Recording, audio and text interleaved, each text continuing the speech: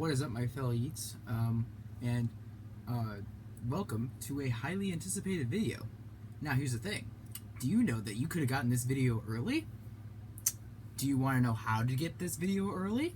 Well, if you would have been subscribed to my other YouTube channel about, I don't know, like 10 days ago, let's say, you would have gotten this video early and been able to watch this video early. So, with that in mind, if you want my videos early, please just subscribe to my other channel. It's called Watuski, and it's in the description, and it's pretty sick. Yeah. So with that, now watch this video, and let's have some fun.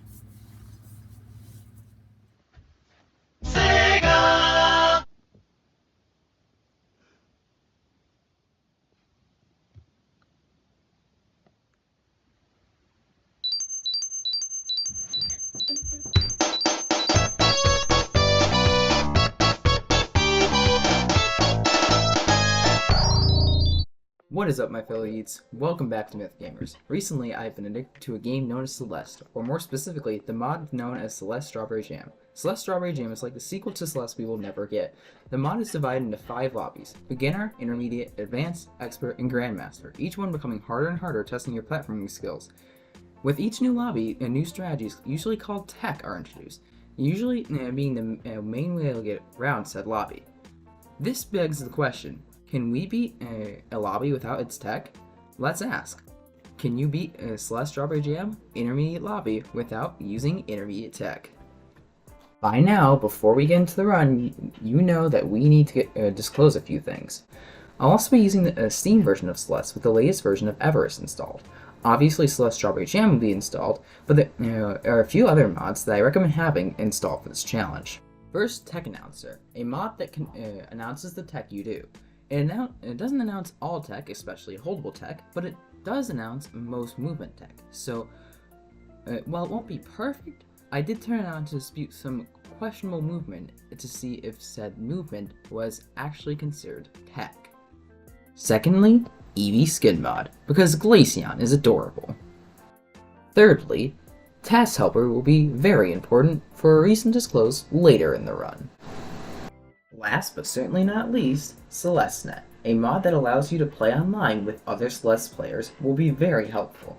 Obviously, interactions are banned, but this mod has another use. You see, there will be puzzles in this challenge you may not be able to figure out. You are not perfect, no one is, and meaning some people are just better than you at certain things. And because of this, if you explain the challenge to a fellow Celeste player, they may find the solution before you do, which can help a lot.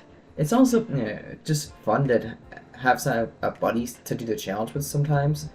All 3 mods I just recommended are linked in the description and will be very easy to install. Next up, music credits. Most of the music will be from Celeste Strawberry Jam mod and other games such as LEGO Dimensions and Plock, but a few songs will be from the legendary Legend of Renegade on YouTube. Again, the Legend of Renegade makes great Sega Genesis style remixes of music from basically anywhere, and they're really awesome. Links to both their channels are in the description below. While I'm crediting the music, one thing I'd also like to give credit to is the Mount Celeste Climbing Association Discord and its Celeste Help channel. The people in this channel have been so helpful for this challenge, not only helping me theorize how to complete it, but also helping me pull off many of the hardest tricks seen in the run. If you are interested in the link to Discord is in the description below. One more thing I'd like to credit here is the Celeste Strawberry Jam all levels task. So many strategies from this task were used in this run. If you are a fan of Strawberry Jam, I recommend watching it after this video. The link is in the description. It is a great run. Before getting to the run, I need to explain the rules of this run. The rules of the run are both straightforward and complicated at the same time. There are 7 types of tech in the Intermediate Gym. We are not, for the most of the time, not allowed to use any of the tech taught in the Intermediate Gym. These are Hyper Dashes, Super Dashes, Wall Bounces, Fast Bubbling, Holdable Lifts, Neutral Drops, and Jelly Regrabs. A Hyper Dash is when you dash diagonally into the ground, then jump resulting in a long jump that doesn't give much height. A super dash is the opposite. It's when you dash on the ground and then jump, allowing for a jump that is high and gives a small amount of distance. A wall bounce is when you dash up, lined up with a wall, and then jump before the dash ends, resulting in a bounce off the wall that can give both height and distance. A fast bubble is when you dash before a bubble moves to make said bubble move immediately. Fast bubbling is not dashing to cancel a red bubble. That is called bubble canceling. A holdable lift is when you throw a holdable at the wall, such as the jellyfish or Theo, and then dash up to re-grab the holdable, usually resulting in an upward boost. A neutral drop is when you hold down after picking up a holdable to drop said holdable. How the hell is this tech? Lastly, a jelly re-grab is when you throw a jellyfish mid-air, then dash up diagonally to re-grab the jellyfish. These are 7 techniques that we are almost never allowed to perform. The only time we are allowed to perform these techniques is when said tech is combined to make a bigger tech. For example, all vaders, such as jelly vaders and Theo vaders, are allowed even if they technically require a neutral drop to perform. Now, why am I allowing this? Well, not all new versions of tech are being allowed. It's more about new versions of tech that was obviously not intended of that tech in this lobby. Using vaders, which is when you neutral drop a holdable, then dash up and pick up the holdable again. As an example, neutral drops were meant for dropping holdables with precise timing in the intermediate lobby. After neutral dropping a holdable, you were never meant to pick up the holdable again until it hits the ground. This means that we're completely allowed to do a neutral drop when performing a vader because we're just picking it up again after dropping it, and it never hits the ground before we pick it up again. This is just one example of the many schematics in this episode. Trust me, major schematics warning in this episode. Now that I've explained the rules for this run, this is usually where I like to go over our moveset for the run, but I've figured out that this video is structured a lot better if I go through the moveset as it starts to get used. So I thought, why not do that instead? So for a bit of extra information though, this challenge is mostly expert difficulty, but there is a few levels that cross into Grandmaster territory. I will also be going for as many berries as possible in this lobby, which for this lobby it's going to be 50 berries. I'll be covering the levels in journal order, even though that's not the order I played them for, and as long as you've beaten the intermediate lobby of Strawberry Jam, you can expect no spoilers for the entirety of Advanced Lobby and beyond for Strawberry Jam. Now that we've got all this jibble-jabble out of the way, it's time to finally get into the actual run.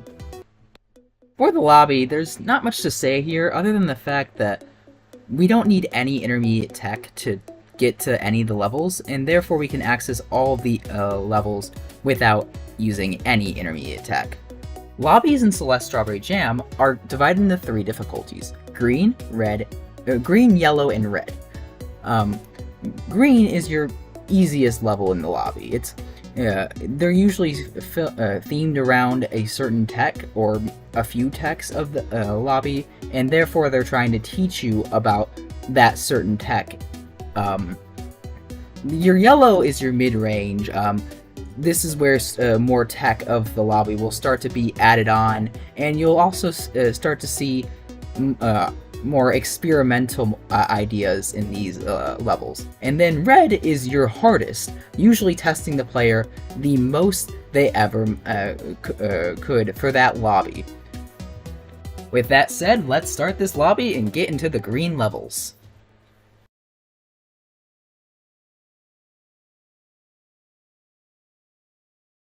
We're starting off the intermediate lobby in Sleeping Under the Stars, the level where we get to know the jellyfish tech of the intermediate lobby. How fun!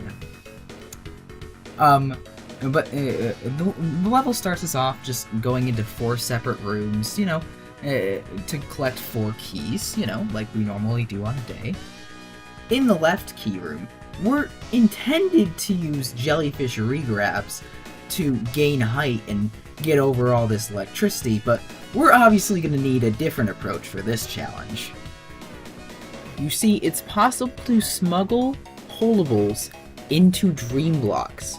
To do this, we'll need to hold the grab button once we start the dash animation.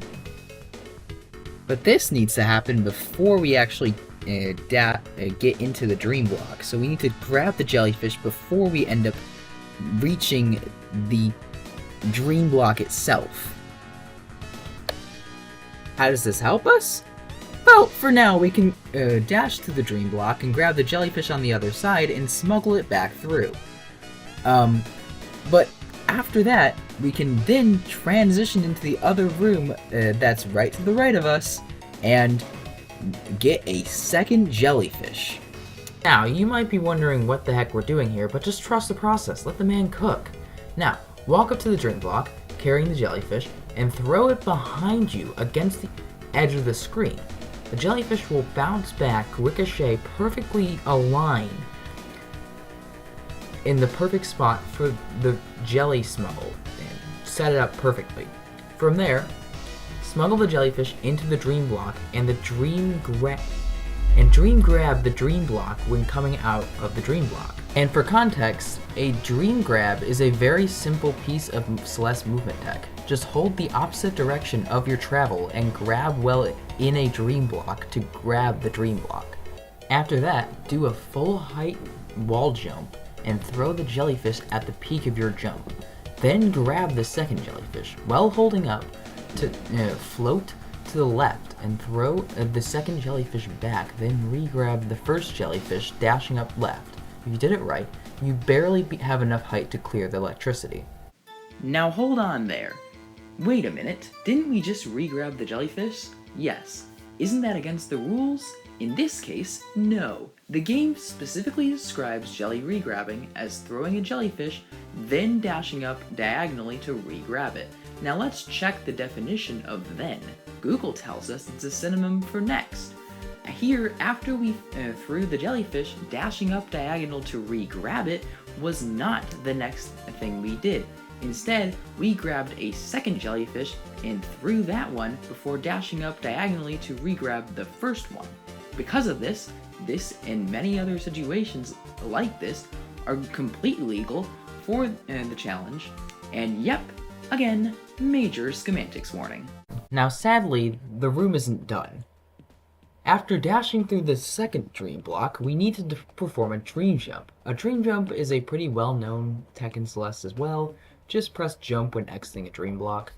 After dream jumping out of this dream block, immediately start holding right and grab the jellyfish. From here, we need to perform a jellyvator. To perform a jellyvator, neutral drop a jellyfish in the air, then dash upward to re-grab the jellyfish. I already explained why doing a neutral drop here is allowed, so I will not be repeating myself.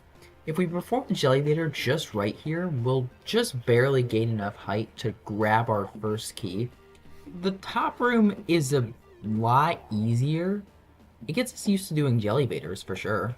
This jellyvator right here is kind of tight, but if you do it in the right spot and make sure to hold upright immediately after performing the jellyvator, you can barely make it over the electricity. After that, grabbing our second key is trivial. The bottom room is just like normal, except we replace the jelly regrab at the end with a jellyvator. And the right room is the same as normal, also allowing us to grab all 4 keys and head up.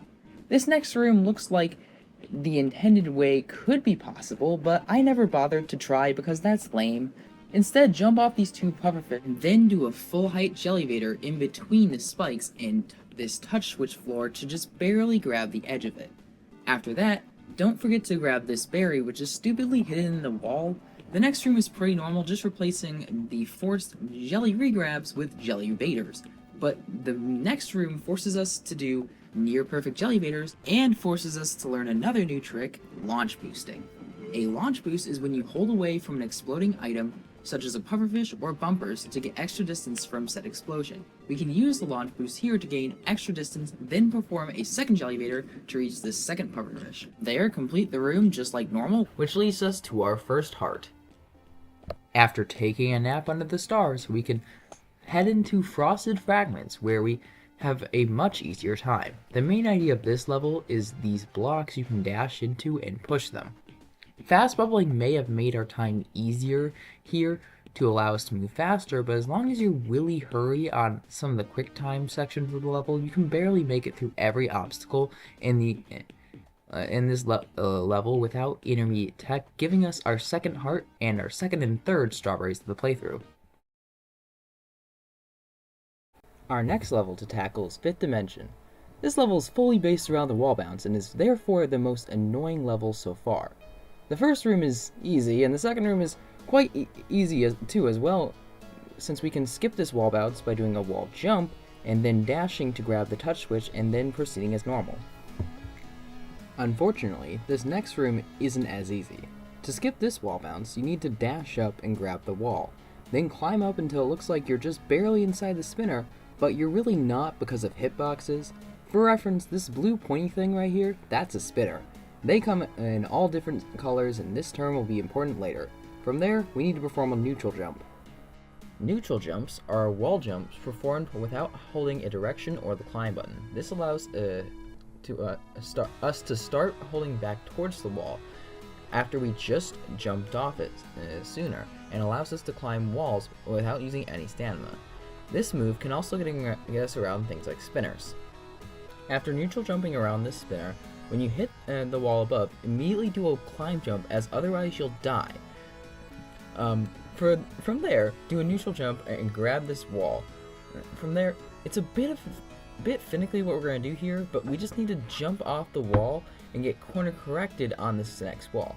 Said corner correction will give us enough distance to make it over the crystal to the crystal, and then finish the room like normal. Usually you get corner corrected if you are within 4 pixels of a wall, so keep this in mind when landing the last jump. But do know it's very finicky, as I could only get this to work once. The corner correction isn't required here, as we could also do a shorter wall jump with more distance, thanks to the fact that you can be 2 pixels away from a wall when making a wall jump.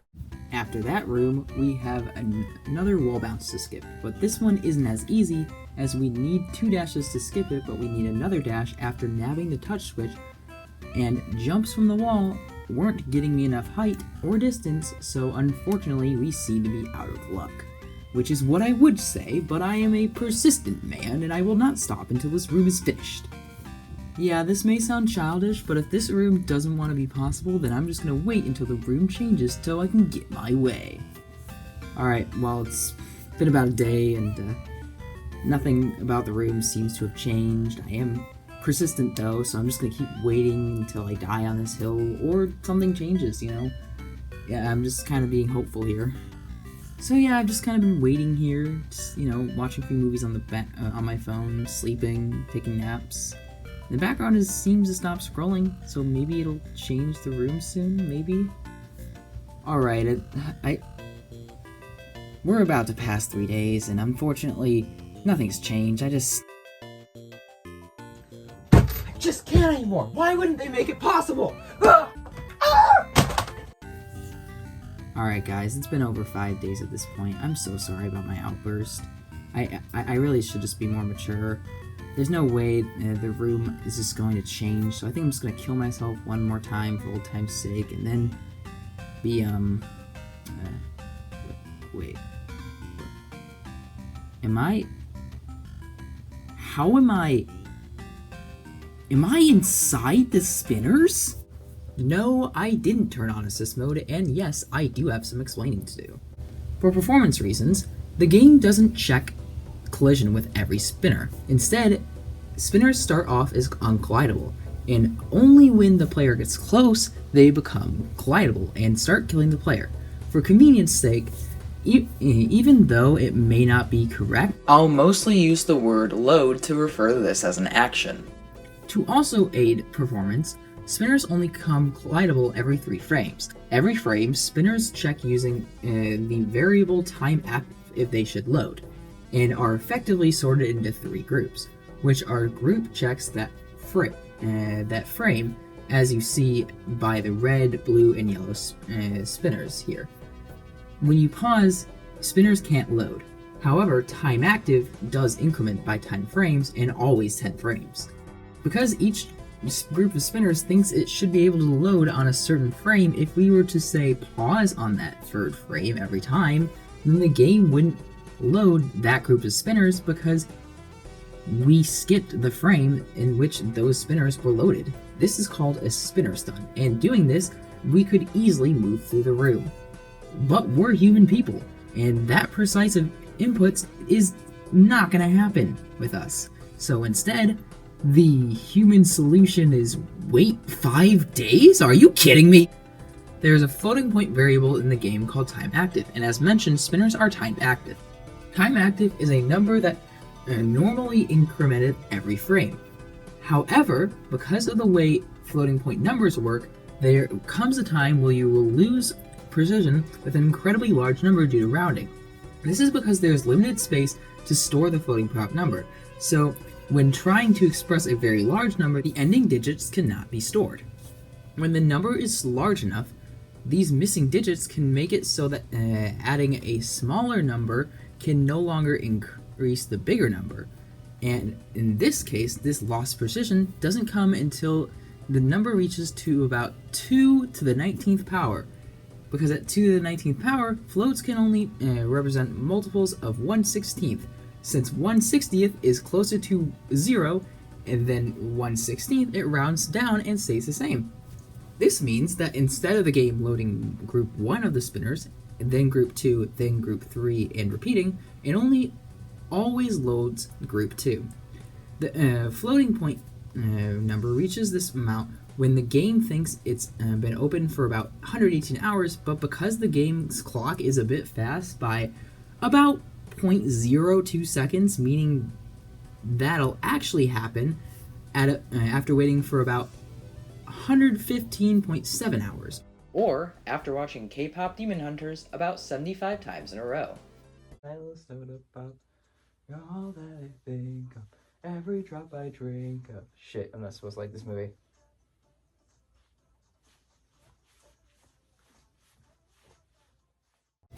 Once we have watched the world's greatest movie about 75 times in a row, the normal increments won't change the floating point numbers since it is so large. And since the value isn't changing, spinner collision will no longer load, unloading 2/3 of all spinners. This technique is called spinner freeze, and it is not the only time this will be utilized. Thanks to this technique, we can easily skip this wall bounce and head into the next room. Now do be careful, as 1/3 of the spinners are still loaded and can very much still kill you. Fortunately, the fabled task helper mod can help you out here. Press the key to the left of the 1 key, and you know that if you're cool, you'll be able to see all the hitboxes of the spinners. Notice the ones that are red will kill you, and the blue ones won't. Even if you did spinner freeze though, through lots of testing, there's only 1 room blocking us from being in this level without spinner freeze. So even though the level is quite easy with spinner freeze on, I feel I should run through how to beat the rest of the level without spinner freeze. Our next room to tackle is actually more of a puzzle than anything. Usually you would have to do this wall bounce that just is really lame. Instead of that, by going back to the beginning of the room after hitting the touch switch, we can use both our dashes to get up this wall and drop through the hole. This doesn't mean that getting back there is very easy, as we'll need to manage the spacing of our dashes, but if we do it right, we can just barely parse out a way to get back and get our 2 dashes back and then head toward victory. In this room, we can skip this lame wall bounce with a neutral jump into an upright dash to drop into this bubble, but after that, the room is basically like normal. The next room without spinner freeze gives us a new term for our glossary. After hitting this wall, we're just short of jumping to grab this wall, but you see, our feet aren't touching the top pixel, and we can actually do a neutral climb jump and then jump again when we make contact with the very top corner of the wall, and this is called a 5 jump. This 5 jump usually won't get us enough height to grab this wall, but with enough patience we can perfectly drop through the hole and grab the dash crystal. From here we can dash up to grab the wall, and then wait until the crystal respawns and drop down. When you pass these spinners, veer to the right a bit and gear up for a actual corner jump. My friends, This is where we get to meet a great adversary for the challenge, the corner. You see, corners can be jumped off of if you jump just right, and often given us the distance and height we may need. It's a bit hard to tell where the corner is thanks to the similarities in the wall color, but pause buffering the jump seems to help a lot. After dashing up this wall, climb up and jump and dash around these spinners to finally reach the last bubble of the room. Now that the level has taught us how to corner jump, we have many more to do to skip many more lame wall bounces. When doing this corner jump, make sure to hold climb and right so you can keep heading right after the corner jump. After using this corner to get over here, dash into this bubble and get into this wall. From here we can do a jump from this wall to get to this corner to get up to this bubble. From there, the room is basically like normal, aside from repeating this corner jump to get into this bubble again. In this room, we skip this wall bounce by immediately heading towards this touch switch. We may only have one dash, but using an upright one here, we can jump off the corner of this wall. Say hello to the sister of the corner jump, the corner kick. A corner kick is a wall jump performed on the corner of a wall. The underside corner, that is. When you touch the corner, you'll be realigned with the wall and you can then jump off said wall. Usually this set up with a up diagonal dash, but can work in many situations. This corner kick is a bit different though, because the wall jump of the corner kick needs to be a neutral jump. So we can head back towards the wall, meaning when you do the wall jump, please all directions and you'll get a corner kick neutral jump. After doing the corner kick neutral jump, head back to the wall just like a normal neutral jump and climb up the wall. From there, jump to the other side of the room and hopefully drop through the hole in these spinners. From there, the rest of the room is pretty easy. Another room, yet another term added to our glossary. In this room, the level wants us to get distance from lame wall bounces, but obviously that is not going to work for us. We need to get into this bubble with 2 dashes. A super dash could easily get us there, but we can't do that. So instead, it's time to learn about the Hyper Bunny Hop. The Hyper Bunny Hop is a short hyper followed by a full height jump. It does take some free real estate to set it up, but your reward is a jump that gives the distance and speed of a hyper with the height of a normal jump. And even though I sense many people are trying to typing in the comments, let me explain why I'm allowing this. In the intermediate lobby, the hyper was meant to launch you over whatever hazard was below us, usually giving us lots of distance with minimal height. In a Hyper Bunny Hop, the hyper ends before it can actually reach any kind of hazards, because we've shortened it. The hyper also isn't a move we are going to be using to cross this gap. The move we are using is instead the jump, or the bunny hop in this case, that got boosted thanks to the speed of our hyper. Also, hyper dashes aren't necessarily usually meant for height, but when this move gets taught to us in the advanced lobby of Celeste Strawberry Jam, we can see that it's a big use of the Hyper Bunny Hop. Hopefully, I've explained myself enough to have not everyone strangle me in the comments. Except for Jerry. Maybe Jerry. That's right, Jerry. I got my eye on you. Bitch. With a Hyper Bunny Hop, we can get ourselves into this bubble, but this won't work as an average Hyper Bunny Hop. First, perform a short hyper at the end of the screen. Make sure to hold jump for a very short amount of time. Once you start to near the landing on the tiny little platform right here, start to hold left. Once you land, immediately transfer to holding right and slide off the ground and onto this lower platform. From here, simply jump, but not too high, and you'll rocket towards the bubble. Anyway, after getting up into this bubble, we can dash and veer right perfectly to jump onto this corner. After that, getting the touch switch and getting back to this wall is pretty easy, and then we're one more climb corner jump away from the end of the room. The next room has one corner jump, but is otherwise pretty easy. The last room tests both our movement skills and our puzzle solving skills. It starts with a wall jump into a corner jump, and then we go and grab this touch switch via a bubble. After grabbing this touch Then switch, we go grab get the back dash up to this crystal wall. via We the need bubble. 2 dashes, After but grabbing getting this 2 dash dashes here crystal- isn't exactly straightforward because the second bubble up disappears. Instead, come at this with your thinking cap on and go down with the first bubble and then up with the second. Fall and dash through the hole and the dash crystal to the bubble, and after bubbling right, the bubble will respawn just in time to make a path back to the wall. Once we get to this wall, we have 2 more corner jumps to land, and before we can head back to the switch gate and the end of the level to finally, after almost 5 days, grab our 3rd heart. Thanks to 5th Dimension's wall bounce hell, I'm going to need a long nap. Hopefully space is good enough place to do so, because the next level we will face is low-G Botany. Did I seriously write that into the script without even noticing? Damn, I am a poet and I did not know it. Low-G Botany is a low-gravity space haven full of pink clouds and moon blocks. And the level starts off easy, but quickly dissolves into the training gym for the Verse Tech. Verse Tech can be super versatile, being a great replacement for super dashes, hyper dashes, and wave dashes. I've already explained super dashes, hyper dashes, and wave dashes, but obviously those aren't allowed for this challenge. With that, let me introduce you to Reverse Tech. To put it bluntly, let's pretend we are about to do a super dash. We dash forward and jump at the end of said dash to get the height. But if we're going to dash forward and then hold the opposite direction before implementing the jump of the super dash instead be propelled the other way. This is known as reverse tech, and is completely allowed, as not only is it a different move from regular dashes, like hyper dashes, super dashes, and wave dashes, but we're also never intended to do reverse tech in the intermediate lobby. And this works for super dashes, hyper dashes, and wave dashes, being a greatly versatile. Head down to this platform to do a reverse wave dash into an upward dash. And jump into the other side and do this a few more times.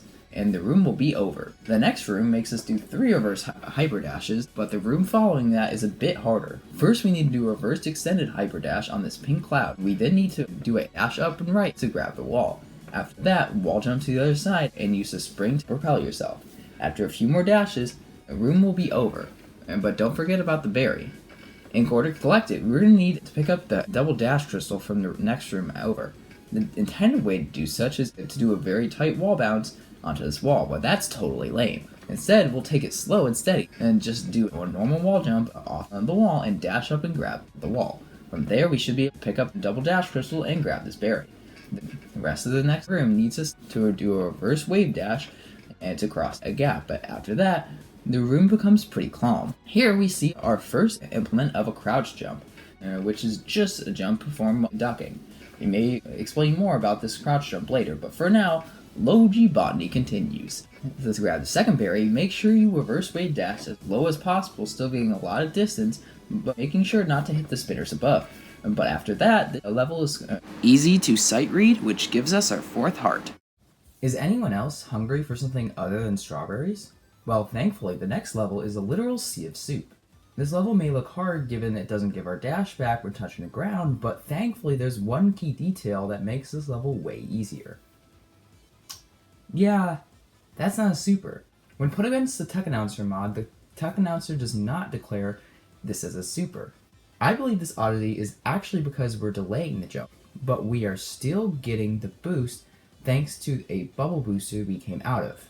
It may not be as much as a boost as we get from a regular super, but it's still a boost which helps us tremendously. Using this knowledge, without the ability of Fast Bubble, this is going to be a long journey, but certainly a possible one. The real challenge, though, is going to be getting the berries.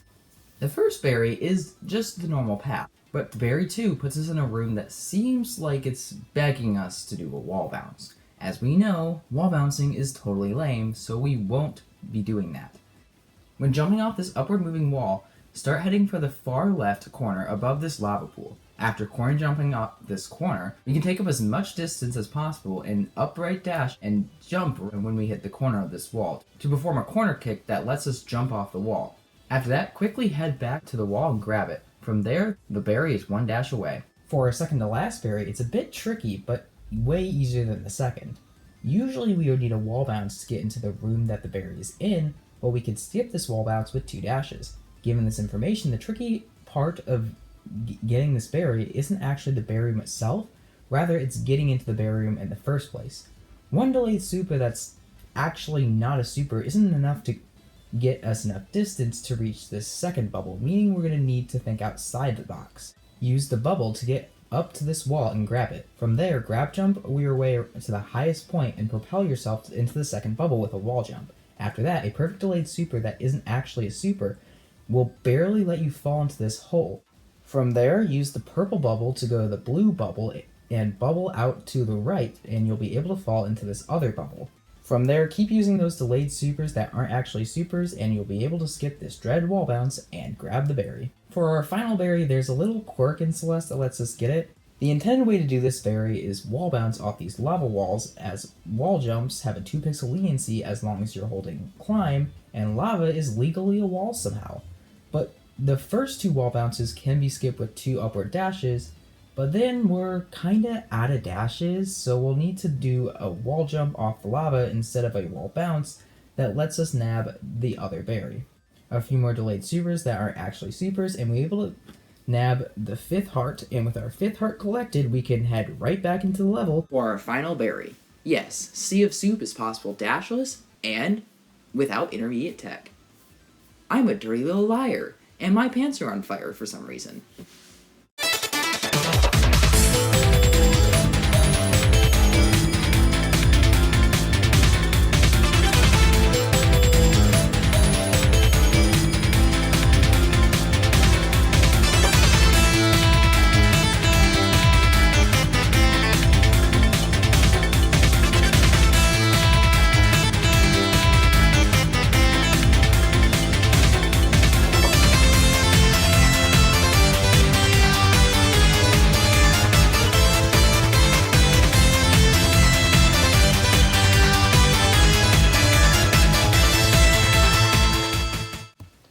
Without dashes, this means we'll have to implement a lot more corner jumps, but since the spike placement in this level is very forgiving, it isn't anything I should have to go through. What I do have to explain, though, is why I'm actually allowing one type of hyper in this challenge. In this final screen, there's a pretty big gap that can't be cleared with a delayed super that's not actually super, and we're not in a good position to set up anything with huge potential. There is one thing we can do, though. If you go up in the bubble and then land on the platform and walk off into the bubble, you actually still have time to input a jump while we're in the bubble because of a lenience mechanic called coyote frames. When you walk off a platform or even dash off a platform, you're given 5 frames where you can still jump. These frames are called coyote frames, and with this jump, we're able to perform hypers inside of bubbles. Now with this trick, the room is pretty trivial since it doesn't take a dash to do, but why am I allowing this if it's technically still a hyper? Well, my question to you is, why does this library of Celeste Strawberry Jam mark this as Grandmaster Tech? Look, if you think this isn't allowed, then we can just miss this berry for the run, but this is clearly marked as Grandmaster Tech in the Coyote Frames section of the Celeste Strawberry Jam library.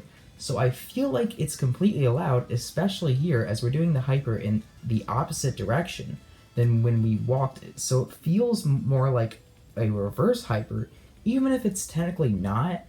But after that last rules discrepancy, we can finally move on to the yellows of the intermediate lobby.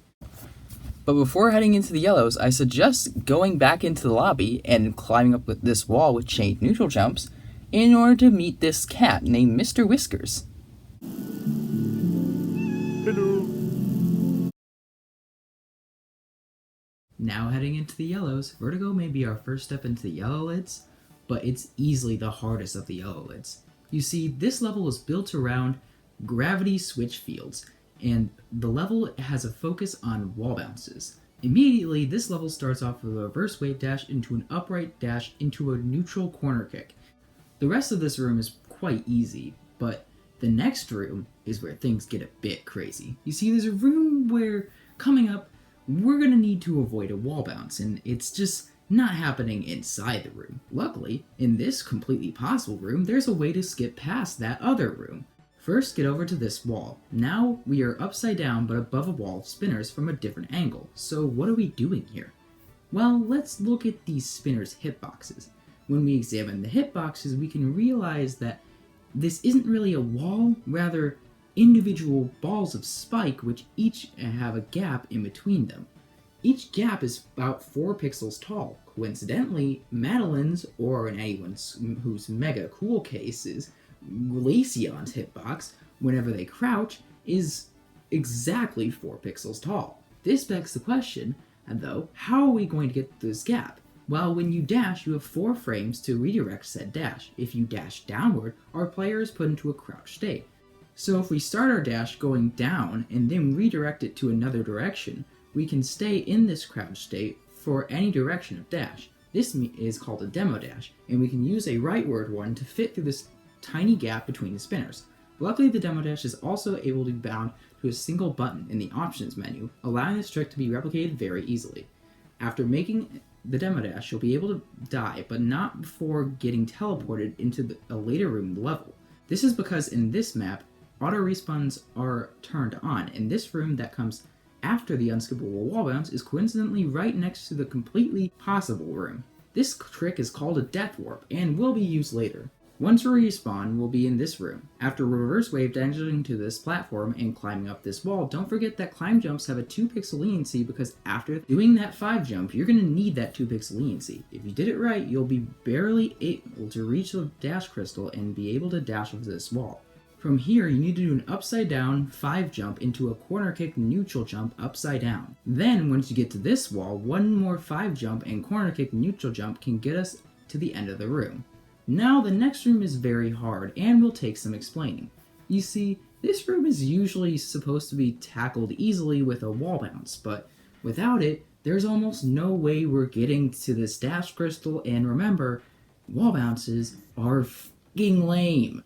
But almost is just enough for us. Start the room with a Hyper Bunny Hop. For the second jump of the Hyper Bunny Hop, you want to be slightly in front of the watchtower. Next, you need to do an upright demo dash into a corner kick. I recommend this be a demo dash as it makes the corner kick line up with the bottom corner of this wall much better. But this isn't just any regular corner kick. Instead, we need to pull off a reverse corner boost. Now that might have sounded like a whole bunch of gibberish, but hear me out, let me cook. When we approach this corner of the wall with some speed and buffer a climb jump, we get an extra speed boost of 40.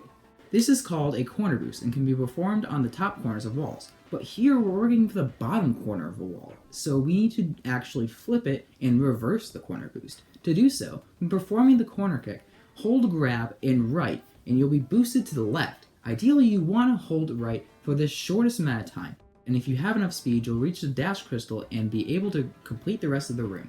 Thankfully, the level calms down a bit after that. The second to last room does require another perfect jump with a 2 pixel leniency 5 jump, and after that, if we managed our height perfectly, we will just barely have enough time to buffer a climb jump on this wall, and then after a few more 5 jumps, we can get into the heart room and nab the heart for a Vertigo for mission completely possible. On the other hand, the rest of the yellows are surprisingly super easy, so let's do a lightning round run through the rest of them. Eat Girl is a race against Battlein that has literally no tech. Run from Battlein and nab 2 berries plus your 7th heart with ease. Honeyzip Inc is going to require us to be a very busy bee though. A lot of the level heightens our skill with reverse tech, especially doing such on the bow boosters.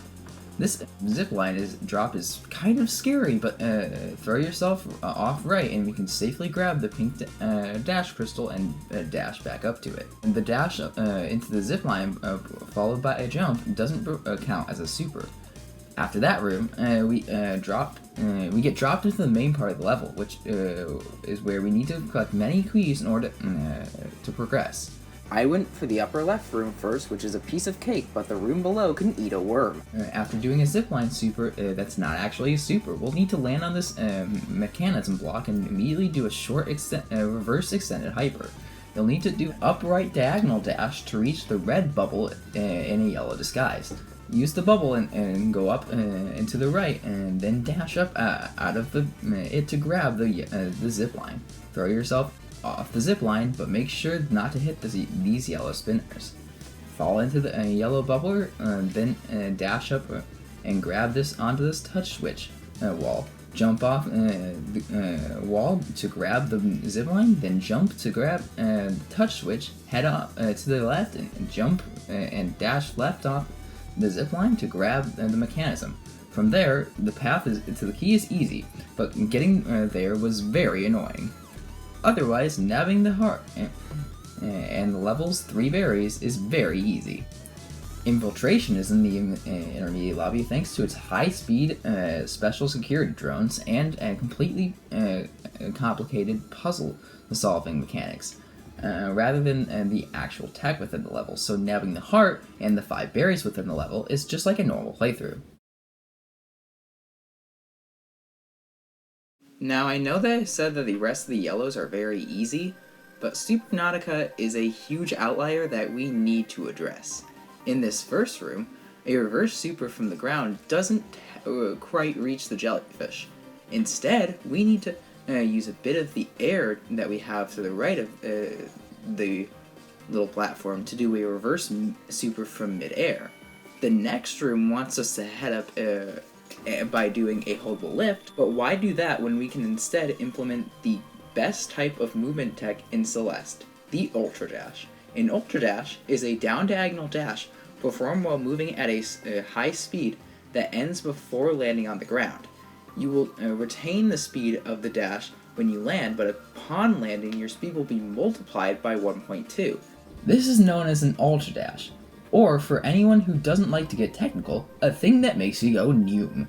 Now back in Supernautica, in this room, first do a reverse wave dash off this platform and then dash diagonally down towards this platform. You'll know if you did it right if your dash is much longer than usual.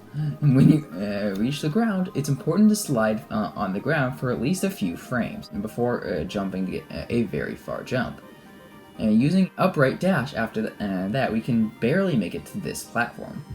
From here, demo through the spinners and do a reverse super on the crumble platform. Now that you know how to demo dash, in the next room, it's time to pull off a super mega hard demo dash. It starts by performing a reverse midair super on this crumble platform and then dashing up to grab this jellyfish. From there, head a little to the right and throw it to the left. When you are in front of the jellyfish, wall whirl. Wait a few seconds on this platform, and wait until you see the jellyfish coming towards you. After that, do a reverse super to grab the jellyfish. If you do it right, you'll be boosted upward, and you'll be in the perfect position to dash through these 2 spinners. Luckily, even if the demo dash is super hard, the creator congratulates us for even getting here. How nice!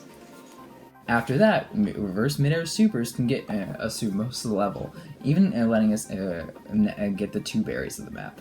That is until the last room. Throughout the level, the time is becoming more and more of a problem, as jellyfish become faster and faster going through these pipes, and setting up reverse supers in time is becoming harder and harder. In this final room, though, the time becomes a very huge problem. Luckily, we have one more trick up our sleeves. In 5th dimension, we learned a technique called the Hyper Bunny Hop. A move that gives us the distance of a hyper with the height of a super. We may not need the distance, but the height is greatly appreciated. That's not to say that this is exactly an easy place to do this move in, as the crumble platforms we need to perform the move on are 6 tiles wide. It is possible to perform a hyper bunny hop on these platforms, but the hyper must be the shortest hyper known to man. Each super in this room must be replaced with a hyper bunny hop, and each jelly regrab must be replaced with a very cramped jelly baiter. The room may only feature advanced lobby techniques, but that doesn't mean this room isn't mega precise. But do it right and you'll make it to the room containing the heart, where one reverse midair super can easily reach it. Now that that's over, let's speed through the rest of the yellows. The tower requires us to become a master of neutral jumps to skip all the incredibly and totally lame tech. For the first room, you will need a perfect wall jump to grab the ice platform. Make sure you're holding climb when doing this jump, and remember, there's a 2 pixel leniency for climb jumps, where the jump is still counts 2 pixels away from the wall. Even if we're jumping on an ice wall, which usually prevents us from climbing, the game still gives us 2 pixel leniency, and you're going to need that 2 pixel leniency, as this jump is literally the furthest and highest jump possible. And for Madeline, or in anyone's cool case, Glaceon. From there, neutral jumps can get us through the rest of the room and through a lot of the level, and let us grab 3 more berries. It's possible to climb up these ice walls without crumbling them, and by climb jumping up them super fast. Last room requires another perfect wall jump, installing with neutral jumps to let dash crystals respawn, but if you manage your time well, we can barely beat the ice wall that's closing in to let us nab another heart. Construction Conundrum is the last yellow in the intermediate lobby to face, and it's pretty easy. Theo's caught himself in a construction conundrum, and it's up to us to get him out of the second conundrum. Doing so is quite easy, as most of the level has no tech except for the second berry room. The first berry room has no tech, but the second berry room requires a mastery of the reverse wave dash. Other than that, we can complete the last yellow with 2 or more berries in our pocket. And now, for the sick commercial break that everyone should stay for, the Mini-Skits! As you can see, guys, triangles are awesome.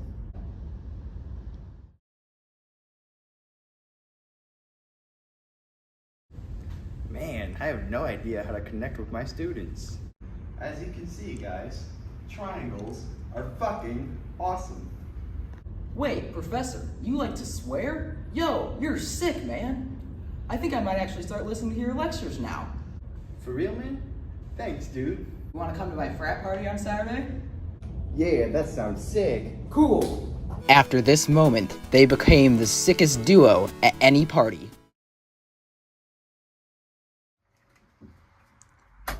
Son, I'm home with groceries. Oh, nice. Let's see, we got some Pringles, nice. We got, what else we got here? We got, oh, Capri Suns, nice. What else we got here? We got, ooh, some bananas. Oh. What is it, son? The bananas. They don't have minions on them. Son, I'm really sorry. I didn't mean it like that.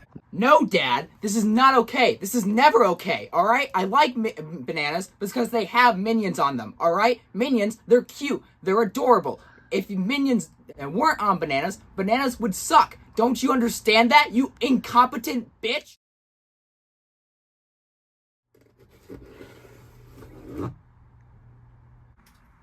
Sup?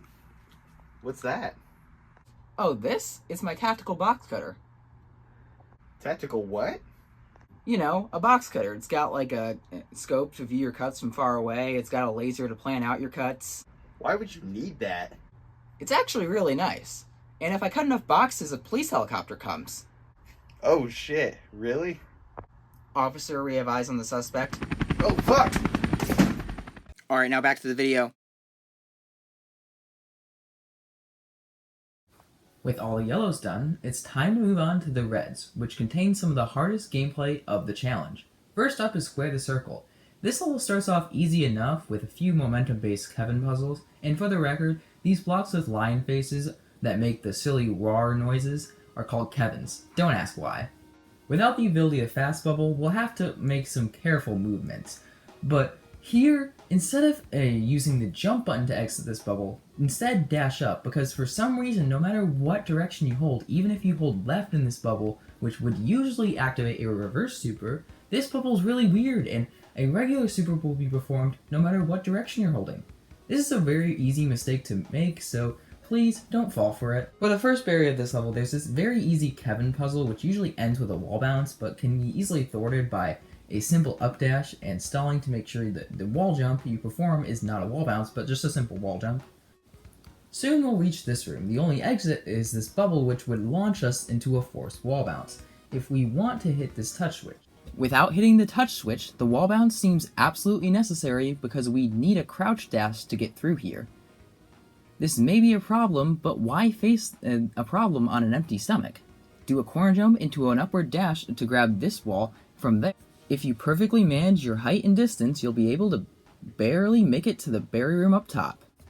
This is also where we use the strategy for a 5 jump for an actual 5 jump to get the most distance before dashing up. We can use this technique to get over the Kevin and then dash up to nab the very last pixel of this wall. From there we can neutral jump up the wall and then get into this berry room.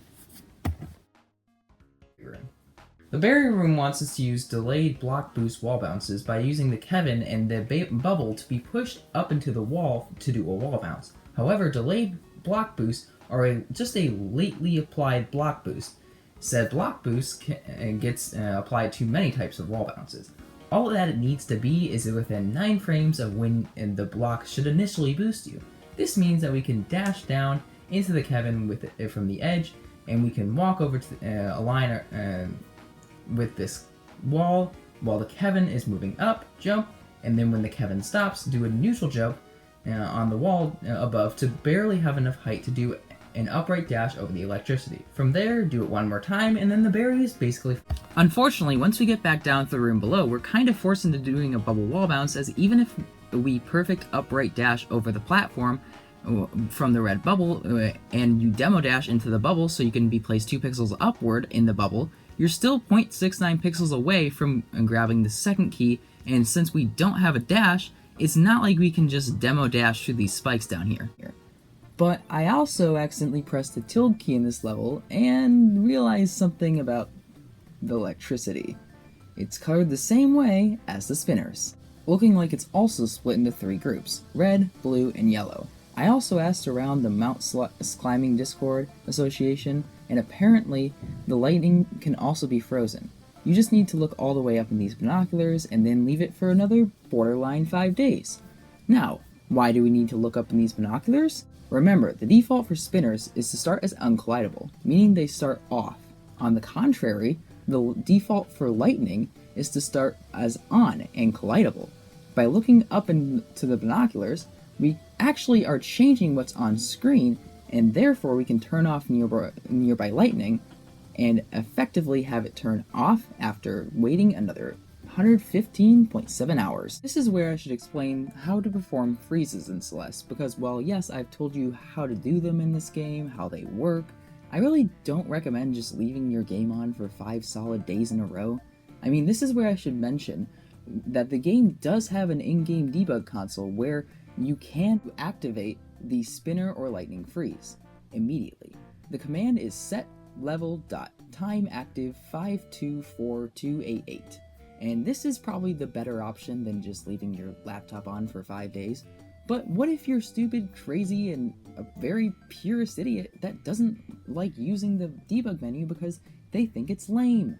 Well, with that mindset, you still shouldn't leave your laptop on for 5 solid days. I mean, that could easily damage your computer by burning in images. If you're on a home computer, it's as easy as turning off your monitor before leaving to prevent burning images, so just those images do not burn in. But if you're doing this challenge on a Windows laptop like I was, this is going to be a little bit less straightforward. First, head into the control panel and go to power options. Next, go to choose what the closing the lid does, click on these little drop down messages, and change them all to do nothing. Notice that now when you close the laptop, the screen will turn off at a certain angle, but the actual laptop will never turn off, allowing you to keep your laptop on and have no worries about burnt image ever in existence. Now, after the lightning is frozen, be very careful, as only 1/3 of the lightning, as opposed to 2/3 of spinners, is uncollidable, and if you die, you have to wait another 5 days. After exiting the bino, carefully dash right twice and you'll die a horrible death. Yep, that's right, because there's more setups to this. Because apparently, the top and bottom screen just got a divorce and now have joint custody with this pesky patch of lightning. By that, I mean that both the bottom and top screen have a loading zone for this lightning. This means that if we were to transition into the berry top room, from the bottom room, then wait 115.7 hours, the lightning wouldn't turn off because the loading zone for the lightning with the screen below is still in motion and would load the lightning as on. This means before starting the freeze, we actually need to save and quit and reload into the berry room so that the bottom screen's loading zone for this lightning never loads. Now, if we wait another 115.7 hours and then exit out of the binoculars and then dash right twice, you'll transition into the room below, and because you're far enough to the right, even though you will die, you'll respawn at the second part of the room, skipping the problem spot entirely with another death warp. And immediately after the almost 5-day wait, to make things worse, the immediate next screen is usually thwarted by a gigantic wall bounce that we need to somehow avoid. The best we have to work with is this giant Kevin block, which could help thanks to our friend Momentum. You see, in the expert gym of Celeste Strawberry Jam, we're taught a technique called multi-boosting. Every time you jump off a moving block, its speed is added to yours. This means that if we keep jumping on a moving block, we can build up a ton of speed. Here, I recommend going into the extended variance menu, and in the visuals section, turning on display speedometer to both horizontal and vertical speed. This will allow you to see your current speed at all times, which is very important as your current speed can be a good marker for certain setups. Going back to the first room at hand, first jump up and then dash to the Kevin. Don't climb up too high though, because we are going to be doing a few extra moves in order to reach this bubble in a timely manner. When the right edge of the Kevin block lines up with the edge of this building in the background, let go of the Kevin, which will give you 150 speed. After that, immediately perform a neutral climb jump, which will bring you up to 289 speed. Next, when we get 2 pixels away from the wall, or this Kevin block here, and we have that 2 pixel wall jump leniency, we can actually still input a second neutral climb jump, which brings you all the way up to 428 speed, which rockets you all the way to the bubble. Now that we're in the bubble, congratulations, you're halfway done! We still got a whole bunch of momentum puzzling to do, and here we go up in the bubble, and wait for Glaceon's sprite to line up with the top of the Kevin block. Once you're lined up, dash up and to the right, and this dash won't last long, so don't hold the directions for a tiny tap to the left, not lasting much longer than a single frame. Turning it to the left then also allows us to do a neutral climb jump, bringing us up all the way to 409 speed. Then you can perform another neutral climb jump when you're 2 pixels away, just like last time, and that will bring you all the way up to 598 speed, which is just barely enough to snag the bottom edge of this wall. Although we will need a bit of a push from holding right, but you need to make sure you wait 11 frames after the neutral climb jump to hold right. If you're too early, you'll perform a wall boost and your momentum will be cancelled. If you wait just long enough though, and start holding right, you can just barely have enough distance to reach the bottom edge of the wall. After that momentum puzzler, we still got an entire level ahead of us.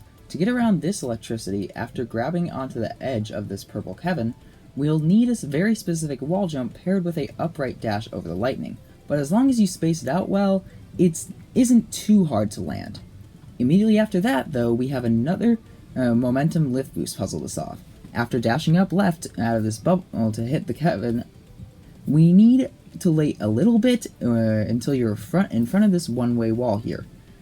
You want to perform a left climb jump, bringing your speed to 163. Then, the one-way platform will give us a crouch state, and if you continue to climb jump, you can preserve this crouch state. After performing the left climb jump, we then need to perform a neutral climb jump, which will bring our speed all the way up to 323, and then we need to perform another neutral climb jump, bringing our speed up to 497, which rockets us into the bubble. Since we've reached the bubble in a crouched state, the bubble will be moved 2 pixels up, and this is exactly what we want, as we're going to need a little extra height, as without it, we're going to be too fast in order to get over the electricity. Now, we need to go up left in the bubble, and once we're outside the bubble, we need to perform 2 left climb jumps, which will bring us to a speed of 216 and then 332. Then lastly, we can perform one more neutral climb jump, bringing our speed all the way up to 563. which launches us all the way over to the other side of the lightning, not even needing an upright dash to get over the electricity, although we will need it to get into this barrier room. If you miss it though, you can get back to it. It's just not very much a cakewalk. It involves first transitioning over into the next room and then demo dashing up left out of it to then line up for a corner kick neutral jump when you transition back to the other screen, and then to the left when climbing up, jumping off the wall and performing another corner kick neutral jump to get into the barrier room. Luckily, getting this berry is basically free though. The next room introduces some reverse tech. Here, to replace this regular bubble wave dash, instead go down in the bubble and then dash back up to climb onto the top of this platform. Then do a short hop on to the left and then perform a reverse wave dash and then dash up into this red bubble. The rest of the room then is very free, but it does require a few reverse mid-air supers. For the second half of the room after the checkpoint, whenever we hit a bubble on these Kevin blocks, it's as easy as performing a short reverse hyper or wave dash. The room then ends with a Kevin boosted reverse extended super dash that is a little bit hard to land, but nothing we haven't seen before. With the next room, there's a hidden berry room behind this purple Kevin that we need to move it up in order to get to the red bubble and then get into the berry room. The berry room itself is our fourth free berry of the level, although make sure to climb up this Kevin and dash down into it before heading up with the bubbles to reach the Kevins, so you can just use them to jump up to the top Kevin and then wall jump up and dash over. Back in the regular room though, the first purple Kevin is thwarted by a simple bubble reverse hyper, and then after dashing left into this purple Kevin, we first go up left into the bubble, and then we line up with the top of the Kevin. We perform a left climb jump followed by a neutral climb jump, and then a left climb jump to fling into the bubble. Usually I would say the different speeds, but this is much easier and more lenient than the two setups before, and that way the speed doesn't really matter too much. Then, aside from a tight reverse extended super, the room is basically over. The next room is very easy, just replacing wall bounces and regular wall jumps, and replacing regular wave dashes and super dashes with a reverse. And after that room, make sure to remember to dash down here to open up this berry room, as it's very easy to miss, unfortunately. The berry room itself is unfortunately dashless, which means it is not a free berry, unlike the last four, which means we need to perform a very tight reverse hyper on the end of this platform with the bubble, and then we need to perform a really tight reverse bubble hyper bunny hop off of this upper moving Kevin with a low bunny hop to not hit the upper lightning above. You then need to grab the side of this Kevin and do a 5 jump setup to get the wall jump, and that just barely reaches the platform with the berry. The room following that is more of the same, but just us performing the reverse supers with the bubbles, and we have to perform them ourselves by going first in the intended direction and then dashing out of the bubbles to cancel them and doing the reverse super. For the second half of the room though, after the checkpoint, after dashing left into this purple Kevin, we need to perform a reverse wave dash bunny hop out of the bubble and with a low bunny hop to make sure we don't hit the electricity again. We need the bunny hop for the extra speed, so we can actually just barely beat the purple Kevin with an upward dash to then walk right on top of the Kevin, this bubble, and perform a reverse wave dash out of it. This will be tight if you just sit on the Kevin, and you will not have enough time to perform the reverse hyper if you just sit on the Kevin, so you need to advance yourself to the bubble by walking right on top of the Kevin.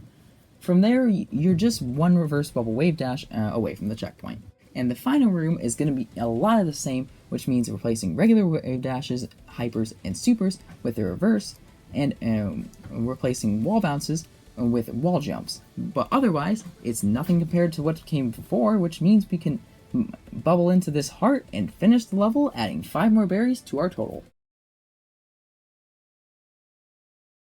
Next up, we head into the claustrophobic caverns of Deep Blue for a calmer level. The first room is quite easy, with the room afterwards requiring some schematics to get around this whole lift. You see, technically, since we're not throwing the jellyfish at the wall, but instead we're throwing it at a spring, This allows us to grab the berry. The end of this room has another holdable lift where we'll need to avoid. But this one is much easier to dismiss with a jellyvator or an upwards dash after preserving as much height as possible. Despite the rest of the level being full of jellyfish shenanigans, the rest of the level is pretty much like normal, letting us nab the heart and 3 berries to our total.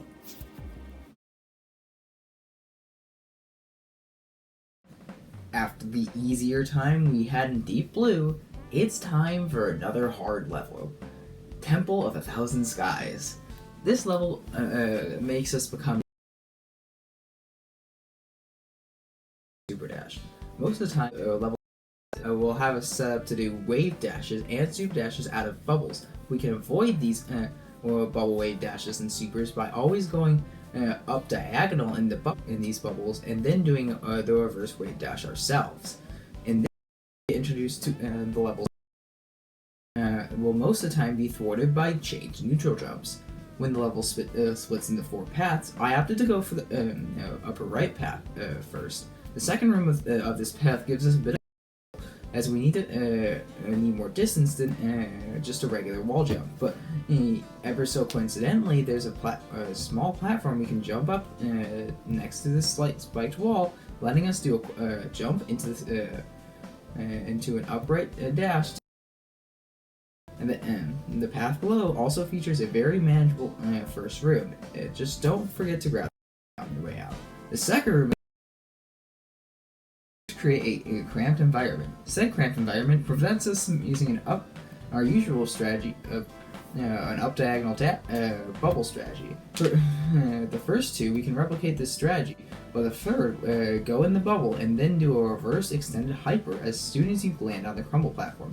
A 3-tile long platform is barely enough to do an extended hyper, so despite it being ludicrously precise, we can just barely pull it out. For the fourth bubble, we learned another use of the demo dash. First go left in the bubble, then fall for a slight second, only to demo dash to the right, and jump left when you hit the crumble platform. Doing so will give us a reverse extended hyper to the left, allowing us to dash up and grab the zipper. The fifth and final bubble can be thwarted by our usual strategy, allowing us to finish this path. The first 2 paths seem to be blocked by a wall bounce, but neutral jumping up this wall leads to a corner just waiting to be jumped on, letting us pass through the wall bounce barrier. The bottom left path requires extended reverse hyper, but otherwise the first room is very manageable. The second room requires 2 reverse midair supers after exiting some bubbles, but otherwise presents us with nothing new. The upper path begins with a double reverse wave dash. After a few more reverse wave dashes, we can make it to this room, where there's another small floor by these spinners, helping us thwart this room. With all 4 touch switches collected, we can safely exit the Temple of 1,000 Skies with 4 more berries added to our total.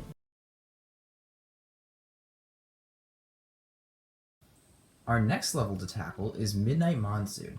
In the level, our dash does not refill when touching the ground, which is always an annoyance, but will it be the death of the run? Already there's a required Theovator very early on. A Theovator is the same inputs as a Jellyvator, but faster because this time, we have a rock. I got a rock. Next, to skip this jellyfish regrab, we need to grab the jellyfish and float down. When you are aligned with this plant, throw the jellyfish and demo dash through these spinners. Collect this jump crystal afterwards and jump to the platform to where we can jump and re-grab the jellyfish to throw it at a touch switch. The next room may be just like normal with a few Vaders added, but the room after poses a big problem. You see, the intended route for this room involves a wall bounce to get over these spikes. Getting a launch boost from a pufferfish by holding away from it seems like a good idea, but that's disabled in this level. While there are a few corners we can use to perform corner jumps, Nothing can get us to this jump crystal, meaning that we're put into a pit of spinners. With no other options left to us, it's time to call over our old friend, Spinner Freeze. And now that we've done Spinner Freeze a few times, I'd like to share some of my recommendations on what to do during this ungodly amount of waiting first. First, there's something cool that you can do with the Steam version of Celeste equipped with Everest. You see, if Celeste is running, you can easily open another game and play said game while you wait for Spinner Freeze. You could, I don't know, what do you kids do these days? Take a few dubs on Fortnite? Play a few rounds of Call of Duty? Oh god, I feel like I sound so skibbity. Okay, well yes, that's great, but what if your Steam library sucks and doesn't have any good games other than Celeste? Well, I've also compiled a list of things that you can do in almost 5 days of waiting. You could go on a nice bike ride with this nice summer heat. You could take a stroll to the beach. There's also a numerous amount of shows you could binge watch in this time period. Some of my favorites, the entirety of Total Drama clocks at just under 62 hours. Regular show is just about 48 hours. Adventure Time is just under 53 hours of content. Recently, a new season of Survivor hit the scene, and I thought that was a great time. It could be binged very easily. Has Been Hotel is a great watch so far, and it's easy to watch in a short amount of time with only 8 episodes currently out, although there is a new season coming out. And although I've fallen out of watching it, I hear its sister show, Haluva Boss, is very good, with only 2 short seasons under the belt, and it can't be too long for a binge watch. The Angry Video Game Nerd is also a great web show to binge watch if you're into those, with over 200 episodes to keep you busy. Lastly, if you're going to binge watch my entire YouTube channel, it would take 36 hours, 43 minutes, and 50 seconds. You know what? No, we're not going to just gloss over this. There's no way we're just glossing over this, okay? I calculated this entire thing. Yes, he is very stupid. In order to calculate this with a time calculator, we are not just going to gloss over this, you piece of fucking show. But if you are wondering what to do with that 115 hours, may I present you with Labyrinths, a TV show masterpiece. Alright, now, what is the plot of Labyrinths? Yeah, the plot. You know, Mr. Davenport has built 3 bionic teenagers, and when his stepson finds them, antics ensue, you know what I mean, right? Yeah. Now, question. Who is Mr. Davenport? Well, okay. Is it hotter here? Is it just me? I mean, look at this man. He's got perfect hair. He's got a perfect eyes. He's got a perfect mouth. He's got perfectly round-shaped, chiseled chin. He's got a great face. Broad shoulders. I'm not crazy, you are. But he's not the only highlight. He's not the only highlight. Adam, Bree, and Chase are some of the greatest performances seen in a TV show.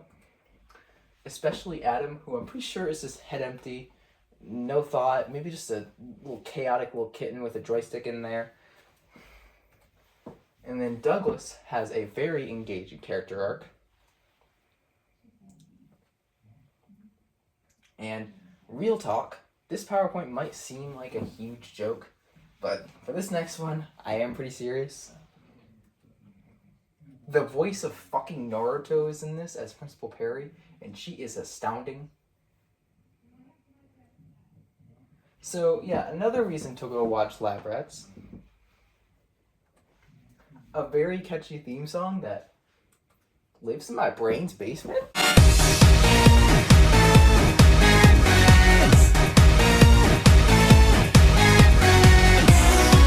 We also have some incredible reviews. We got some incredible reviews here. As you can see from this chart here, there's 30.5% of the reviews, meaning 2.4K views, or reviews, are 10 out of 10 stars, which might not seem like that much, but as you can see from this graph, it is 10 stars. Most viewers give it 10 stars, as you can see, and it's by a very long shot. The next highest is actually 8 stars, 7 stars, which gives us more of our, 7 out of 10 is still a pretty good rating as well. But we have some great reviews quoted from people like Pseudo-Sanity 97735, who says, 8 out of 10, the best live-action show currently airing on Disney Channel. Lab Rats is a pretty great show, especially coming from the live-action department of Disney. And then we also have, from Me Bandlins, one of the best shows of all time. From KDO Tatsuria, sorry if I pronounced your name wrong. 10 out of 10, awesome. And then from Golden Compass 1999, 10 out of 10, I love this show. And Bob was awesome, in all caps and 3 E's.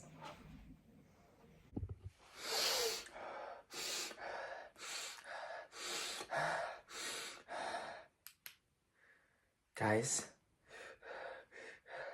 I think I've gone crazy.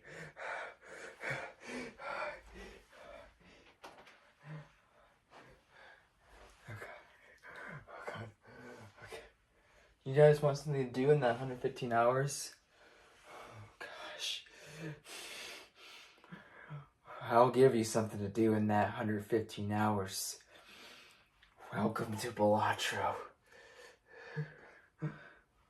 Balatro is the game that gives me a bunch of adrenaline. And it's big number game. Game have big number. Game multiply numbers with jokers, and it's basically poker, but if it was on crack. But so I've compiled a list of 20 or so jokers that give me straight adrenaline and hit me like caffeine, but like a truck of it. Alright, so the first one is the misprint joker. Now, some people might say this is random joker, so random joker be bad, and like randomness, numbers, all bad things, but like problem, like the random number and like the luck of the draw, the big money gives me the adrenaline. Like, oh man, it could be a plus 50,000 multiplier, or it could just be plus 0 multiplier, and it could be the end of the run. That's the adrenaline of misprint for me now. Next up is Mystic Summit, which adds 15 to your multiplier if all your discards are used, which my playstyle is get rid of all discards, because I get rid of all my discards pretty easily, because I search for my hands, don't really think about what cards I'm getting. I don't think about what cards I'm getting rid of, I don't think about that. No. So this card is the most helpful card ever for me. It gives me so much adrenaline when I'm out of discards, and it's boom, baby. Next up is Supernova. This is the joker that gives it adds to the multiplier how many times you played the hand. In this what do you call it? The entire, not round. It would more be just the entire playthrough, I guess. The run. It'd be the run. But frankly, it works with so many different runs, I guess. It's I as a Full House enthusiast myself, this is a very fun card, because I use the Full House so much that it just like keeps building up, and it's like a huge giant Lego tower. It's so much adrenaline. Next up is Egg, which gets which after each round gets $3 of sell value, and you can buy this card and then just keep building it up and building it up, and basically it's free money, which free money is, oh man, it's adrenaline worthy there. And then flash card. Okay, so these next 3 cards are kind of, they're not the greatest on their own, but trust me, when you pair them together, that's what's going on here. Now, first up, you have flash card, right?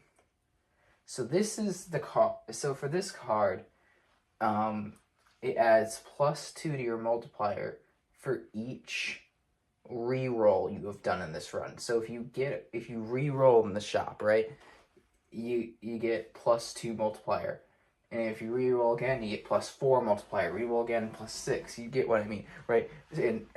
And basically, you can, if you have enough money, you can just kind of keep going on and get so much adrenaline because you keep building up. One time I actually built it up with 32, with like +32 multiplier actually. But how do you get that far is the real question. Well. May I present to you the credit card? Question, when is a credit card not giving you adrenaline? I mean, it's a fucking credit card. When is it not giving you adrenaline? I mean, I feel like, I just looking at this thing, I feel like running around the entirety of Africa. I don't know, like, just name a country. I don't know, Africa. Russia's pretty freaking big, so is Africa or Russia bigger? I think Russia's gotta be bigger than Africa, right?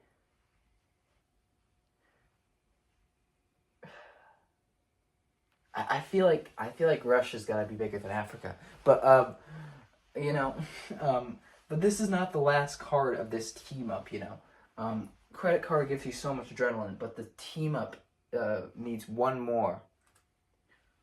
Chaos the Clown. Yes. Chaos the Clown.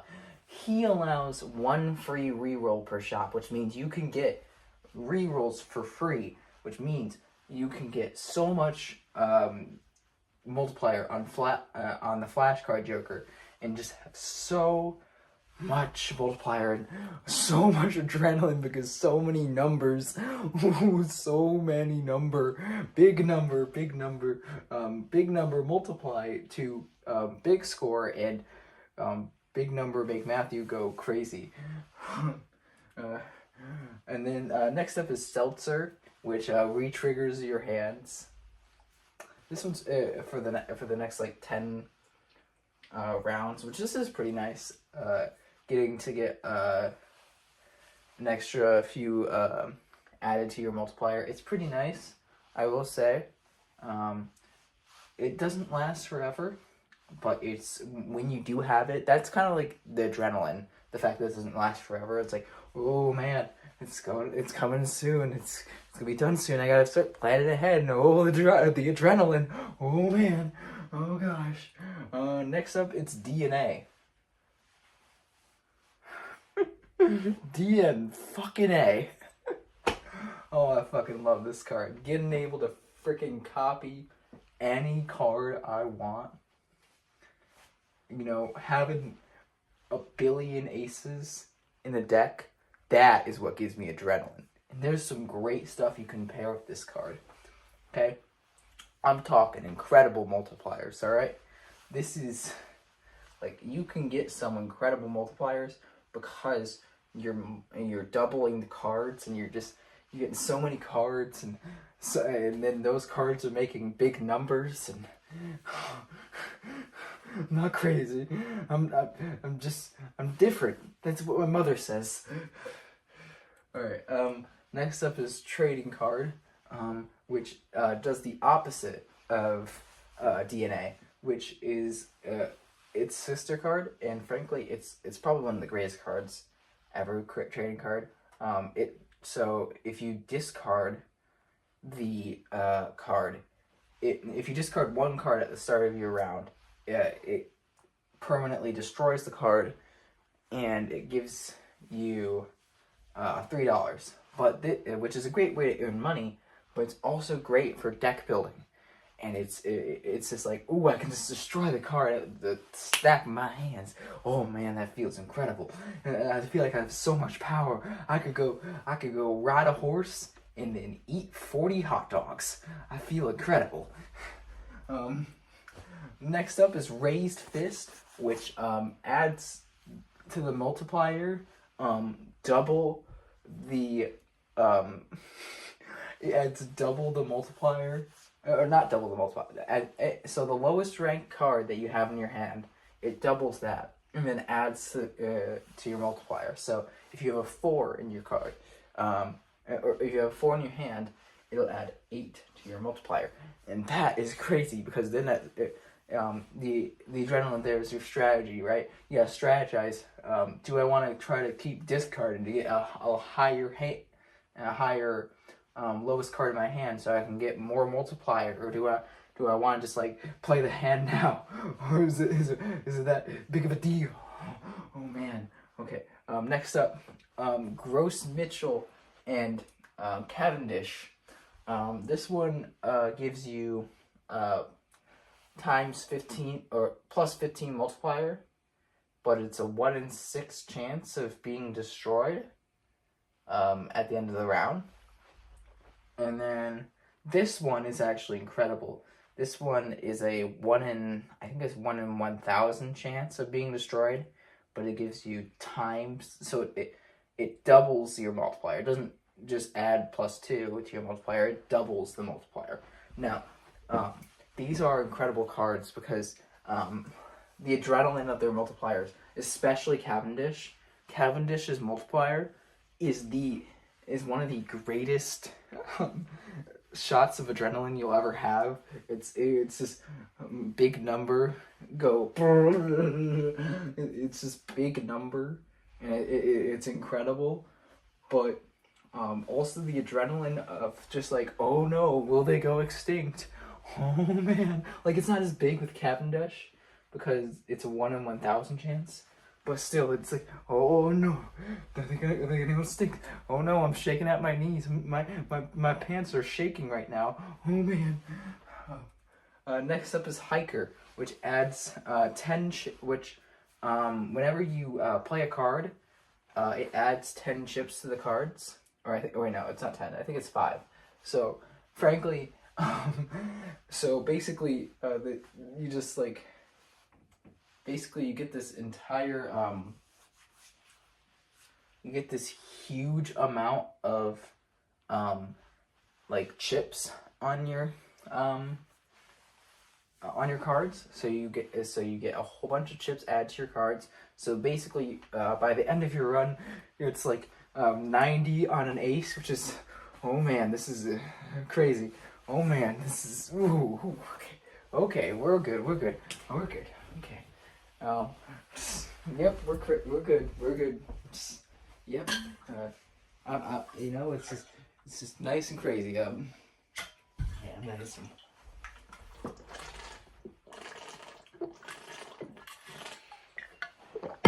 Oh God.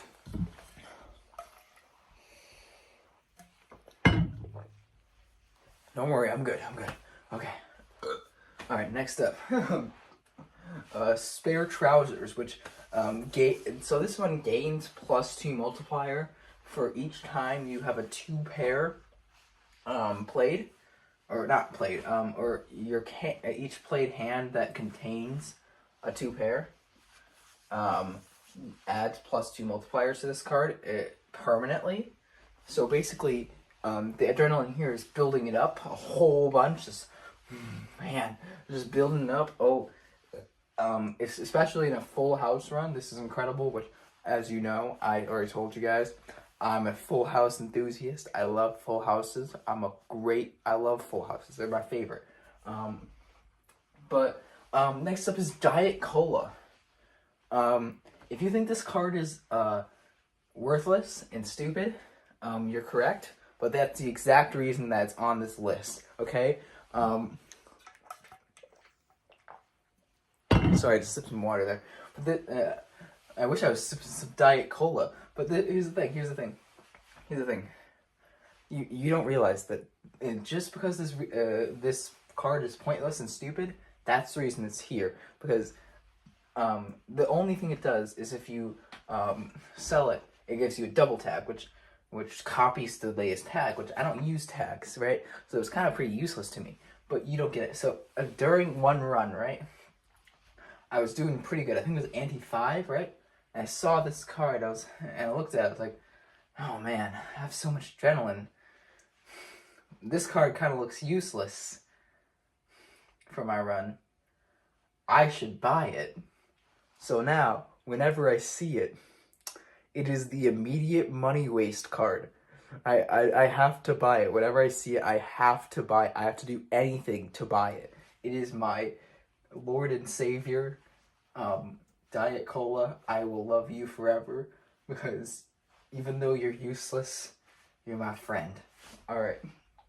Mr. Bones. This one's really good, because if you have 25% of the required chips to get past the ante, or not the ante, to get past, I guess it could be past the ante, but get past the blind, you, basically your run is saved, right? And this guy goes extinct, but basically you're not dead, which is crazy, because then you can do so much more for your run. You can save a run, which is it gives you so much adrenaline. Like when you're like, oh man, I'm saved.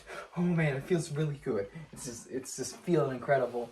And next up is Fortune Teller, which adds a +1 multiplier for each tarot card that you use. I use this card to win for my first time in Joker, which was actually that was 2 days ago. So, pretty crazy. I just used a whole bunch of different Joker cards. I had to part with it right at the end, because I got the final boss that makes you sell a Joker, and I had it at like +18 multiplier, which is pretty crazy because I used 18 different tarot cards for that run. I basically just kept using them just so I could get the multiplier up, and +18 multiplier is actually pretty good by the end. Next up is Drunkard, which, as you guys know, I'm a discard fanatic, and I use all of them a lot, thanks to, and Mystic Summit is one of my favorite cards, but Drunkard is also one of my favorite cards, because it gives you +1 discard permanently, which, having that many discards, oh man, I know the vouchers exist, but, oh man, you're just, man, that gives me so much adrenaline, just even seeing that card, oh man. Next up is Walkie Talkie, which, for a full house run enthusiast, this is an incredible card. You don't get it, okay? You just don't get it, alright?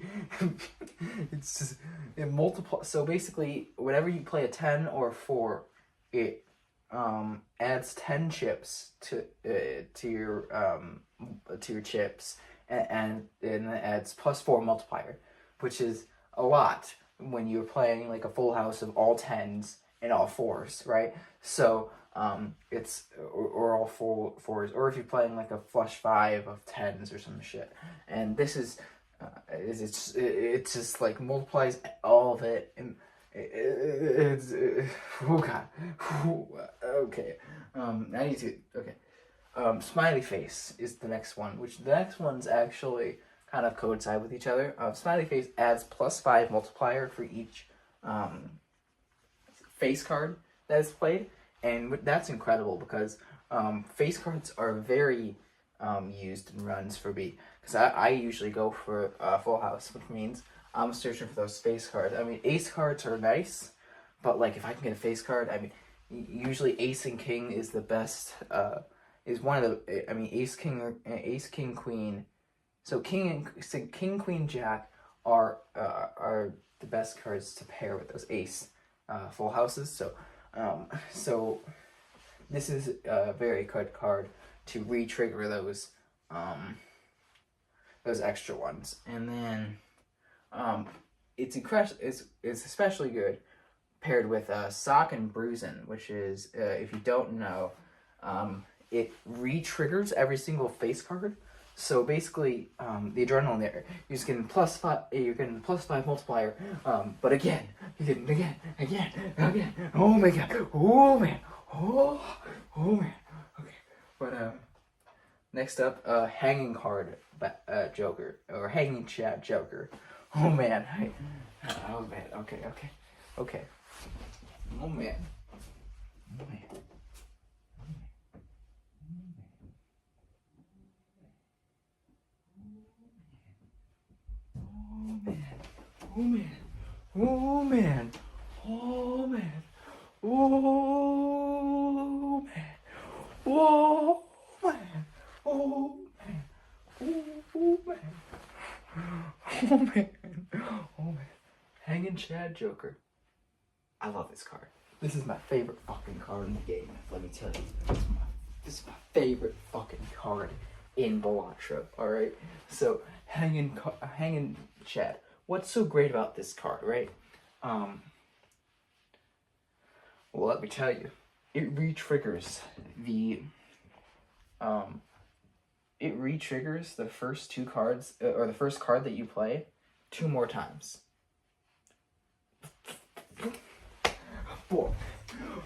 Boy, numbers. Like, dog, you just don't get it, okay? The numbers that are possible with this card, and re-triggering a card 4 fucking times the card gets triggered. Holy shit. Like that, like this card, Sock and Brookskin, and Hanging Chat, that is a banging combo. That is a fucking banging combo. Alright? Because you can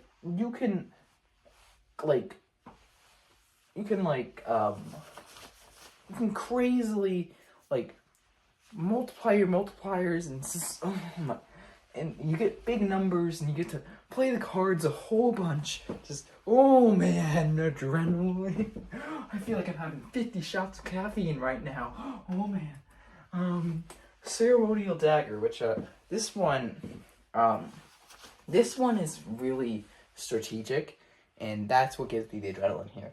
So basically, whenever Boss Blind starts, it destroys the jokers to the right of it, right? But here's the thing. But permanently, it adds its the cell value of the joker that it destroyed to its multiplier. So building it up is a really huge strategy, right? So like it's like, oh man, I gotta figure out which one I gotta figure out ways to like build it up, and building it up is like interesting because like I can't have a full set of jokers because I have to like keep buying jokers to like have it like eat. It's like the plant in Little Shop of Horrors. It's like, feed me freaking Seymour. Yes, I want to feed it. I want to feed it so bad. Oh man, it's gonna give me everything I want. It's gonna give me so much multipliers. Give me so many big numbers. So numbers, man, numbers. All right. And then lastly, I know it's sad to get rid to be done with this, but I thought it'd be kind of unfair to put a whole bunch of legendary jokers on this, but I did want to put one on there because I recently found one, and this one is incredible. Triboulet, I love you, man. Like, you're the best. You are lovely. Can we go out to Olive Garden together? Maybe get some nice pasta. I'd love some nice pasta with you. Okay, some nice chicken Alfredo. Yeah. So if you don't know, this guy,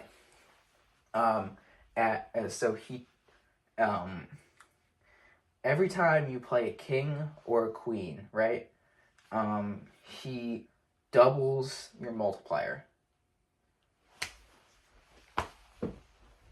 He fucking doubles your multiplier every time you play a king and queen. Do you know what that fucking... No. Do you fucking know what that does? Do you? Do you fucking know what do you know what that does? Do you? You know what that does? It fucking multiplies your Joker count by like it multiplies things by a billion. Okay? By a billion. Okay? So you get freaking like scores that are in the fucking millions. So like by the end of the run, you're like on top of the fucking world. I actually got this guy with my winning run for 2 days ago, and basically like he just cause like after that I got a ton of kings. I had like 10 kings in my deck, and then with that like I had 4 of a kind at like 25 multiplier, and I had I had a full house at like 15 multiplier, and it was an incredible full house and 4 kind run, because like I just like kept playing kings and queens, and it just kept watching the numbers go up. I kept getting the through all the boss lines and everything with one card, or not one card, but with one hand, and it was just, oh my god, it was incredible. You're my Lord and Savior. You're my love. I love you, man. I'm serious about that, Olive Garden. You want to go? But, yeah. This is a 27-minute video. I might cut this down, because this is planned for the Celeste video, so I might cut this down. But, yeah, so that's my answer to what you gotta do with those $150. Play Balatro. Just play Balatro nonstop. Yeah, just play Balatro nonstop. Yeah, it's the most peak video game ever. It's Poker 2, which, oh man, do we ever need a Poker 2? No, but, am I happy we got one? Hell fucking yes, I am. Like, dog, you don't fucking understand. This is the most adrenaline fucking game ever. And I just, man, I'm just, whew.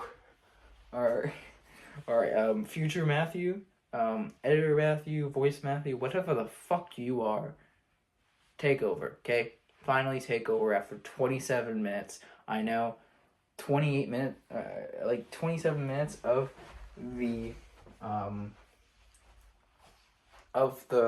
MythGamers video is dedicated to this, but you gotta be honest, it was pretty much freaking worth it, because I had so much adrenaline. I had to get this out of me.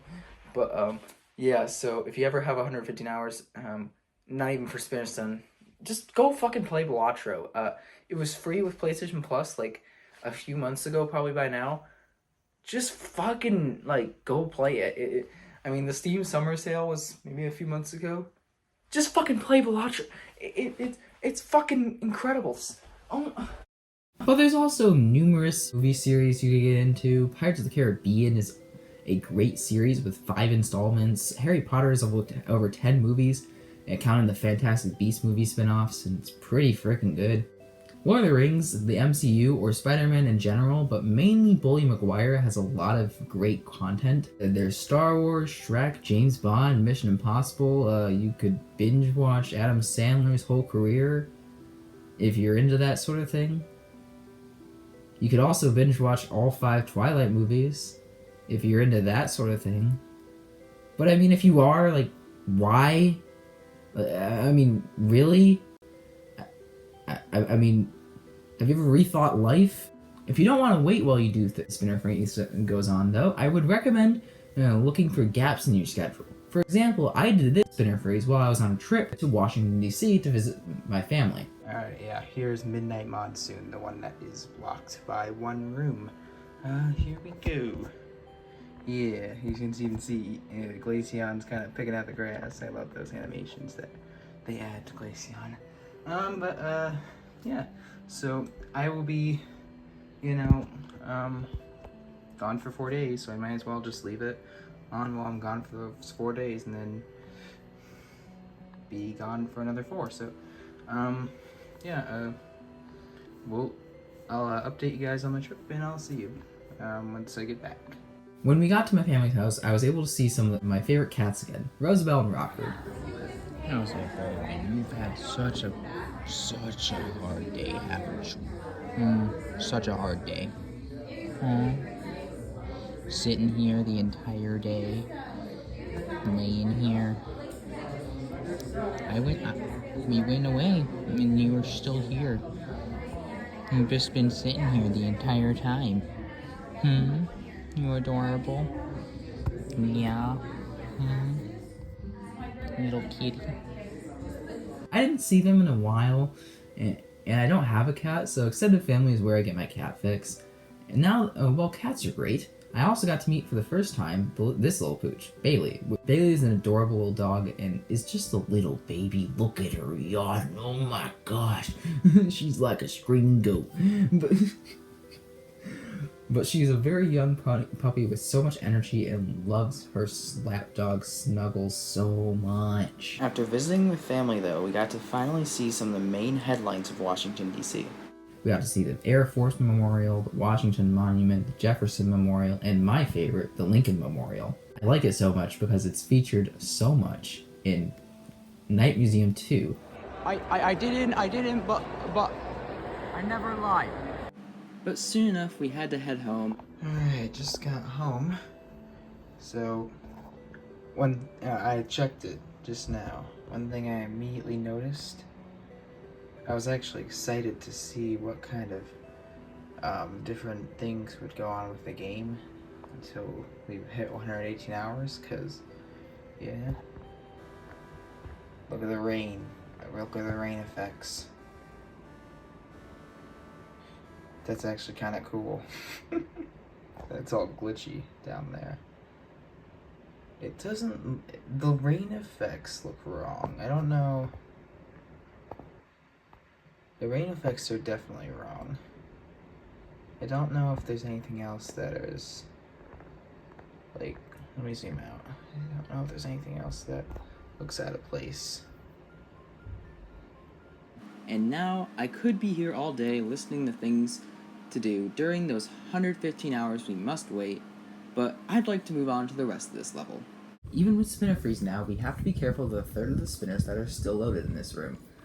We can use this little floor to jump over and grab this jump crystal, and once we get to the platform, here jelly baiters will work, but you need to make sure you are re-grabbing the jellyfish as high as possible. You can also get this berry with a very precise corner jump on this little one tile to get over to this jump crystal, and then get over to the red bubble with your 2 dashes. After this though, the rest of the level is more getting around certain things quite easily with jelly baiters, corner jumps, and chain neutral jumps, which means nabbing the heart and the level's 3 berries is pretty easy.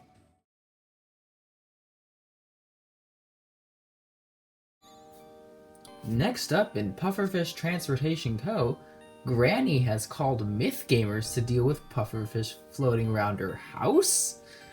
I mean, usually that's not MythGamers' specialty, so... Wait a second. Did you say $500,000?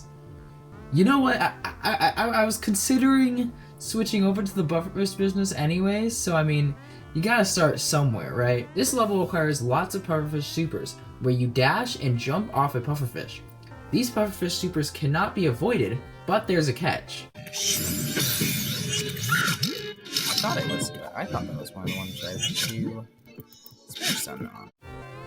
That's right. When pufferfish supers are met with the tech announcer, the tech announcer actually does not count this as a super.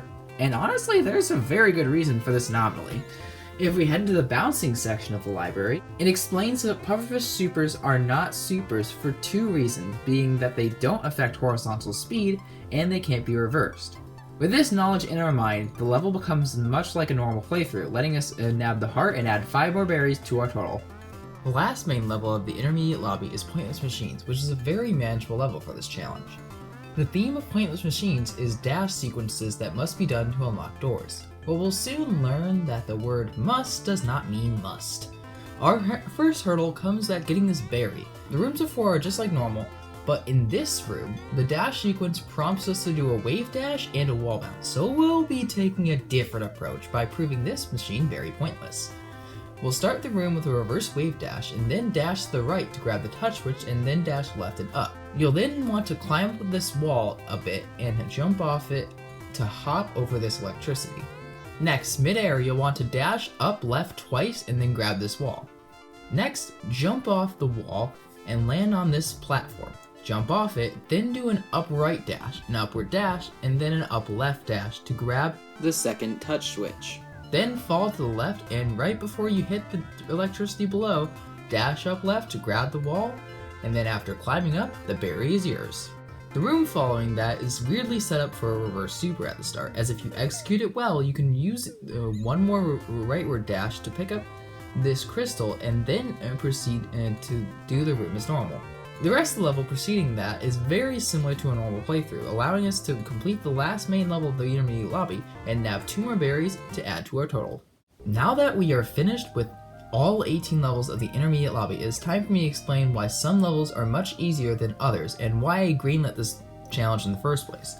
A lot of levels in the intermediate lobby are actually mostly techless when you get down to the meat and bones of the lobby.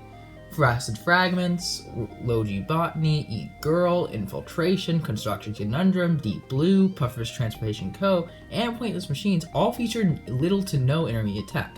Said levels are commonly referred to as techless. The other levels in the lobby seemed as if their tech was avoidable as long as the player was smart. And it seems that is very true, but now that that clarification is settled, we're not done yet.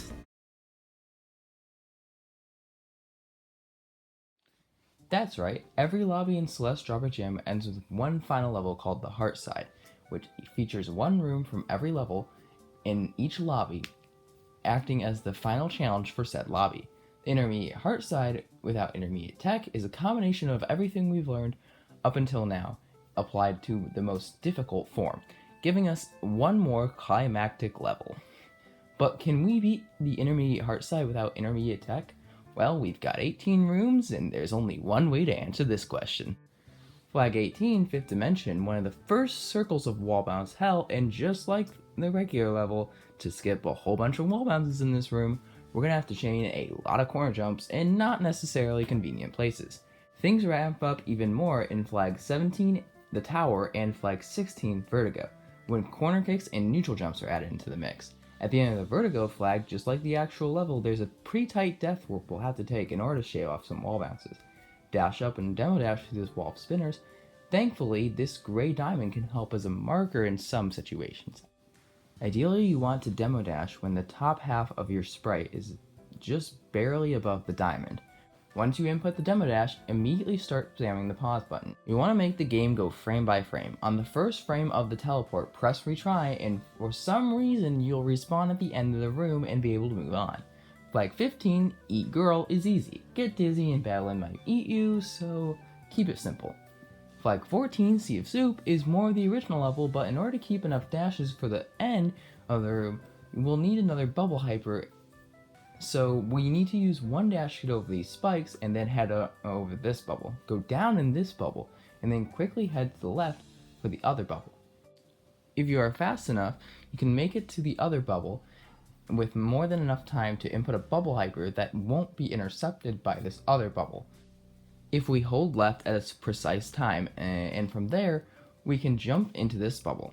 Keep doing this section as normal as possible, but when you get to this part, instead of using a totally lame wall bounce, just keep falling until you make this platform appear and then jump off it and you'll be able to dash into this bubble. Flag 13, Fragments, and Flag 12, Honeyzip Inc, we get a bit of a break. Just make sure to sneak in some fast falling in Fragments room just so you can keep up with the moving blocks. And Frag 11, Temple of a Thousand Skies, just like the original level, test their skills with reverse tech and neutral jumps. Unfortunately, the second half of this room will trick your brain. There's this dash crystal on an ice wall that we're supposed to wall bounce off of. And usually, this can be skipped via stalling with neutral jumps. But this dash crystal doesn't respawn.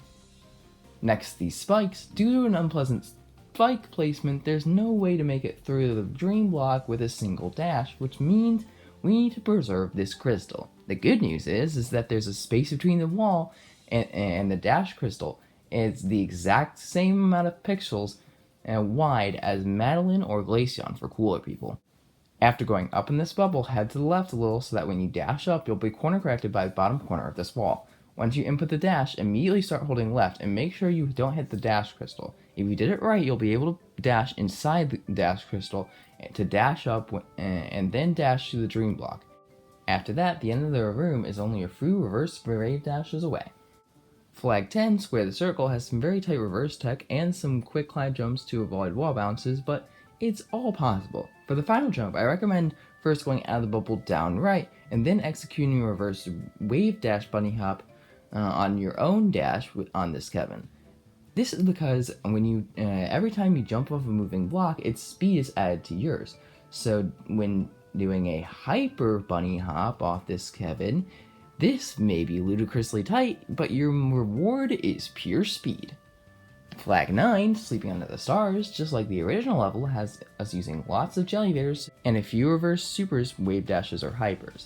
The intended way to set up this jellyfish for future moments is to do a neutral drop with the jellyfish on this one-way platform, but without neutral drops, we'll have to instead give Glaceon some snazzy shades and make some precise jellyfish trick shots onto the platform. Flag 8, Supernautica, puts us in a very sticky situation.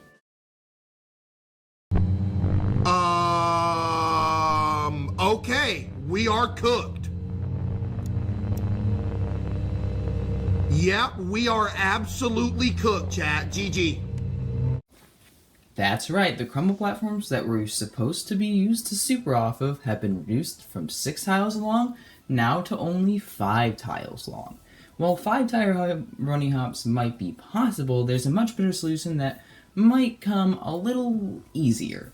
Start the room with a reverse wave dash bunny hop, and then bring this jelly to this platform by using a jellyvator. Float down here and you'll be able to form another tight jellyvator. Throw the jellyfish into the pipe above and land on this platform, then do a reverse extended super to get enough distance to dash into the pipe. From there, since pipes are essentially dream blocks, we can grab the side of the pipe and then jump up and to the left to grab the jellyfish that we threw into the pipe. From here, we're actually going to need to dash into this pipe, which means we need to use this jellyfish to save our dash for the entire way there. This means we'll have to learn a new trick known as the jelly climb. A jelly climb is when you perform a neutral drop to drop a jellyfish in the air while up against a wall and do a climb jump to pick the jelly back up. This allows us to carry jellyfishes across large distances and up walls without a dash. This is allowed for the same reasons that a jellyvator is allowed in this challenge, because that when you perform a jelly climb, the jellyfish never touches the ground, and the jelly climb is technically classified as expert tech because it makes an appearance in the expert gym. Here, if we perform the jelly climbs with perfect spacing and height, using every leniency the game gives us, especially being 2 pixels off the wall when doing a climb jump, we can just barely get high enough to snag the bottom edge of this pipe. From there, we're one jelly climb up away from a very slow but epic ascension. And I do mean slow.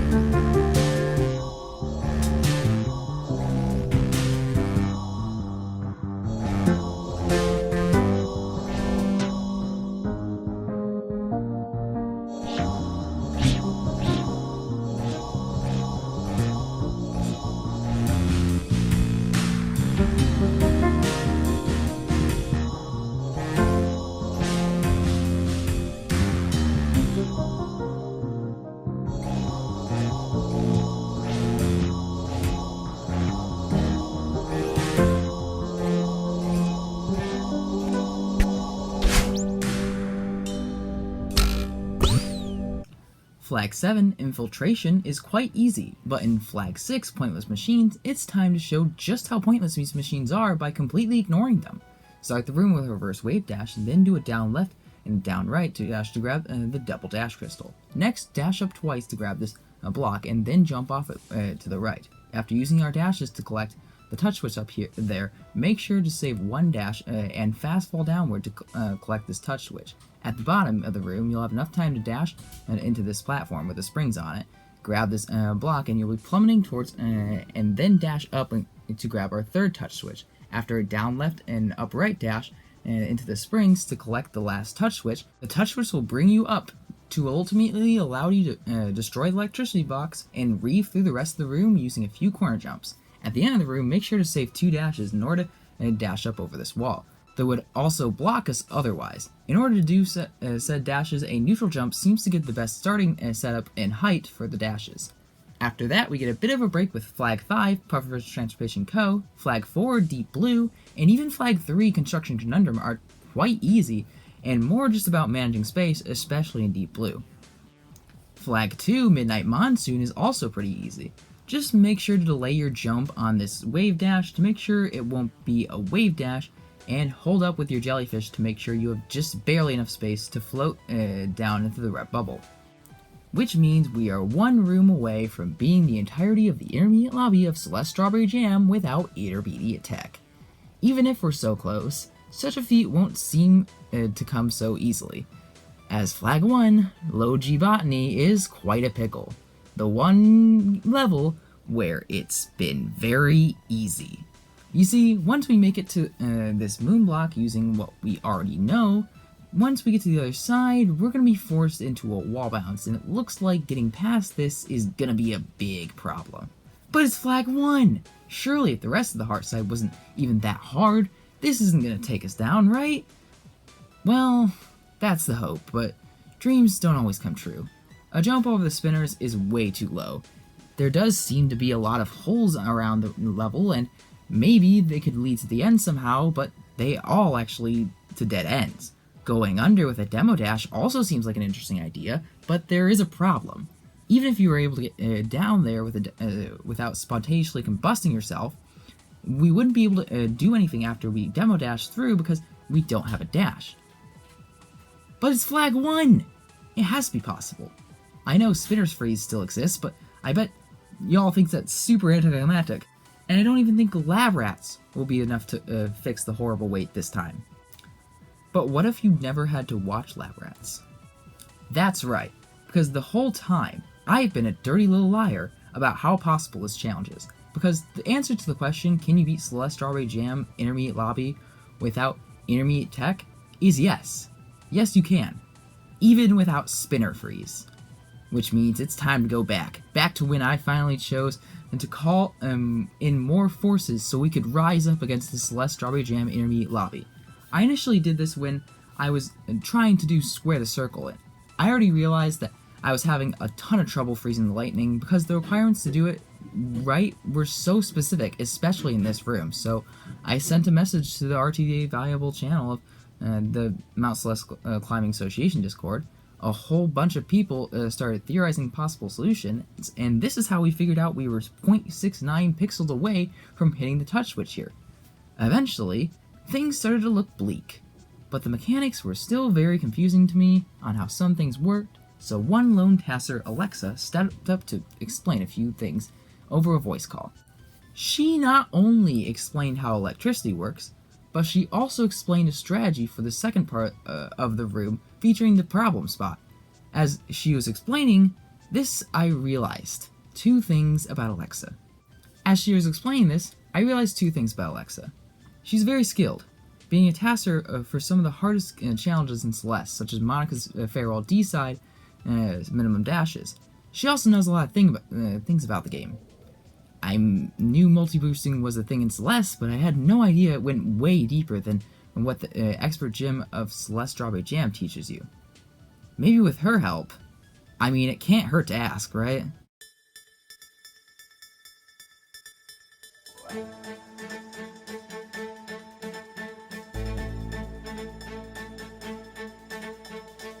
do one frame of not left, and then I do left and climb and jump again, bringing myself all the way up to 598 speed, which is just enough to rocket me all the way over to here.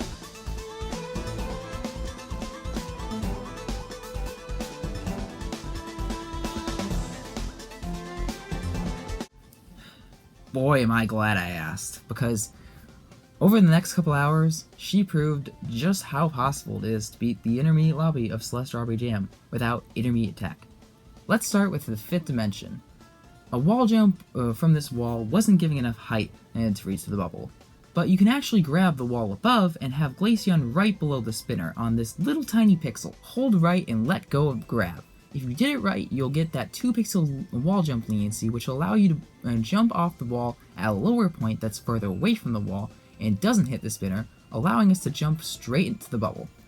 This does mean I hit this random guy with a ball, breaking his glasses, for nothing. What a loser! Next up, Midnight Monsoon. I know technically Square the Circle comes first in the logbook, but I'm going to explain Midnight Monsoon first, as that one was solved first, and it's a lot more climactic to have Square the Circle at last. You'll see why. Here, it's a lot more complicated, but it's all possible. You see, in the room prior to our room with the problem spot, we can actually obtain a jellyfish and carry it through. This won't be easy, though, because you need to do a jellyvator that goes over the screen barrier. Then you have to precisely float over these spinners and float down into this little hole, and then from there you need to neutral chop the jellyfish and grab this touch witch and then perform a perfect jelly climb with height, and you'll be able to float back over the spinners. This means that you'll be able to float down to the end of the room and carry a jellyfish over to the other screen, and then the next room is trivial with the jellyfish. I mean, is it even a question? But now that we have a jellyfish, skipping the wall bounce is very easy. Unfortunately, I wasn't able to execute this though, and this footage actually comes from the minimum dash task of the Celeste Strawberry Jam intermediate lobby, and I wasn't able to execute this because this is mostly blind, and I'm not that good. But now, for Square the Circle, the level that made me ask the Discord in the first place. After solving 5th Dimension, Midnight Monsoon, a few other rooms in Square the Circle, and the Heartside, more on that later, we were just sitting in this room, Alexa and I, and we were about to throw in the towel. Although Alexa did bring something up of interest. You see, in this room, the spawn point parameters are really strange. So if we're able to land in the middle of this lightning patch at the top of the room, we would be teleported to the second half of this room. Conveniently, right above this patch of lightning is the barrier room. That was proved very possible. And while lightning can be frozen and stunned, we can also take it off the screen and then unload it. This means that once we exit the binoculars, we have until the camera catches up to us where the lightning is unloaded. But unfortunately, without any kind of hyper, Alexa faced the fact that there was no way we were going to be quick enough to beat the light and the camera before it was able to get back down to us and load the lightning. I knew what I had to do. With a smart-ass smirk on my face and a middle finger pointing up to the concept of intermediate movement tech in Celeste, it's time to actually the fuck out of this room, because actually, reverse hypers are technically allowed. First, look all the way up on these binoculars and then exit out of them. Immediately once the game gives you back control, start with a 1-frame reverse hyper. I actually recommend this hyper be done with a regular down diagonal dash instead of a demo dash, as a down diagonal dash travels along the ground faster than a demo dash, and you're going to need that extra time. After you input the hyper, make sure the jump button isn't held for too long, as you want the hyper to be low. From there, we need to do a short jump on this little section of land and then dash down right. The dash will be extended thanks to your extra speed, and if you do everything right, you'll just barely have enough time to beat the lightning back to its place, and you'll transfer into the room below. Immediately die, and then immediately respawn into this second half of the room, skipping the dreaded wall bounce. Remember, this is mostly going to be performed blind, so it's best to remember the sequence of moves and just keep trying for it. Again, practice without the binoculars and the blindness is good, and massive thanks to Alexa for finding this very cool strategy. A race against electricity is a place I would have never expected this challenge to go. God, this is so cool. This means we are only one room away from being able to beat Celeste Strawberry Jam's intermediate lobby without intermediate tech. But to get past this last room, we're going to need a much bigger boat. You see, the platform we are supposed to use to perform a wall bounce off of is a moon block, which means it moves up and down on a cycle. This means that if we jump off this wall while the block is moving up and then start tapping left, we can actually land on top of this block and regain our dash. This happens because at the edge of the platform, the spinner's hitboxes only reach 2 pixels above the platform. Glaceon is a hitbox, the bigger green box, and a hurt box, the smaller red box. There's a small gap between these boxes, and Glaceon only dies when the hurt box collides with the spinner. This means that if we land on the platform while it's moving upward, we actually skip the frame where Glaceon was supposed to die, and the game doesn't even check if we're on a hazard. And this allows us to regain our dash and then jump off the platform and dash up right over this wall of spinners. After a few more reverse wave dashes and turning off the electricity, we can head over into the elevator, making our epic descend, climb up on this beautiful tree, gaze upon the final heart of the challenge, and dash into it. So, now we ask the question, can you beat Celeste Strawberry Jam intermediate lobby without intermediate tech? Yes. A resounding yes, which means we have another mission complete under our belt. Heck, we can even add a gold star to this mission complete because we collected all 50 berries in the lobby. Overall, this is by far one of my favorite MythGamers episodes, if not my favorite, probably my favorite, let's be honest. The run was super fun, and the ending was very satisfying.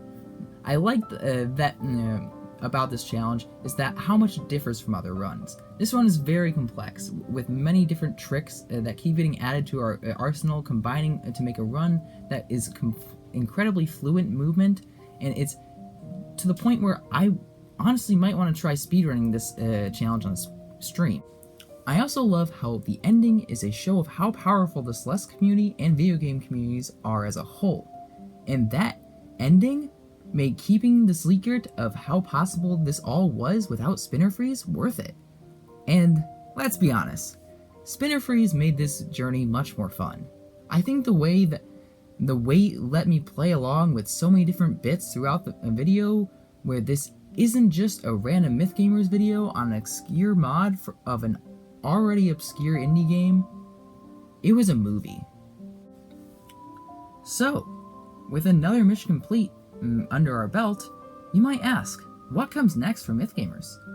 Soon, I'll start working on 2 episodes at the same time. First up, can you beat Baldur's Gate Dark Alliance at level 1? My friend and I are big into Dungeons & Dragons, and this is one of the biggest Dungeons & Dragons video games ever.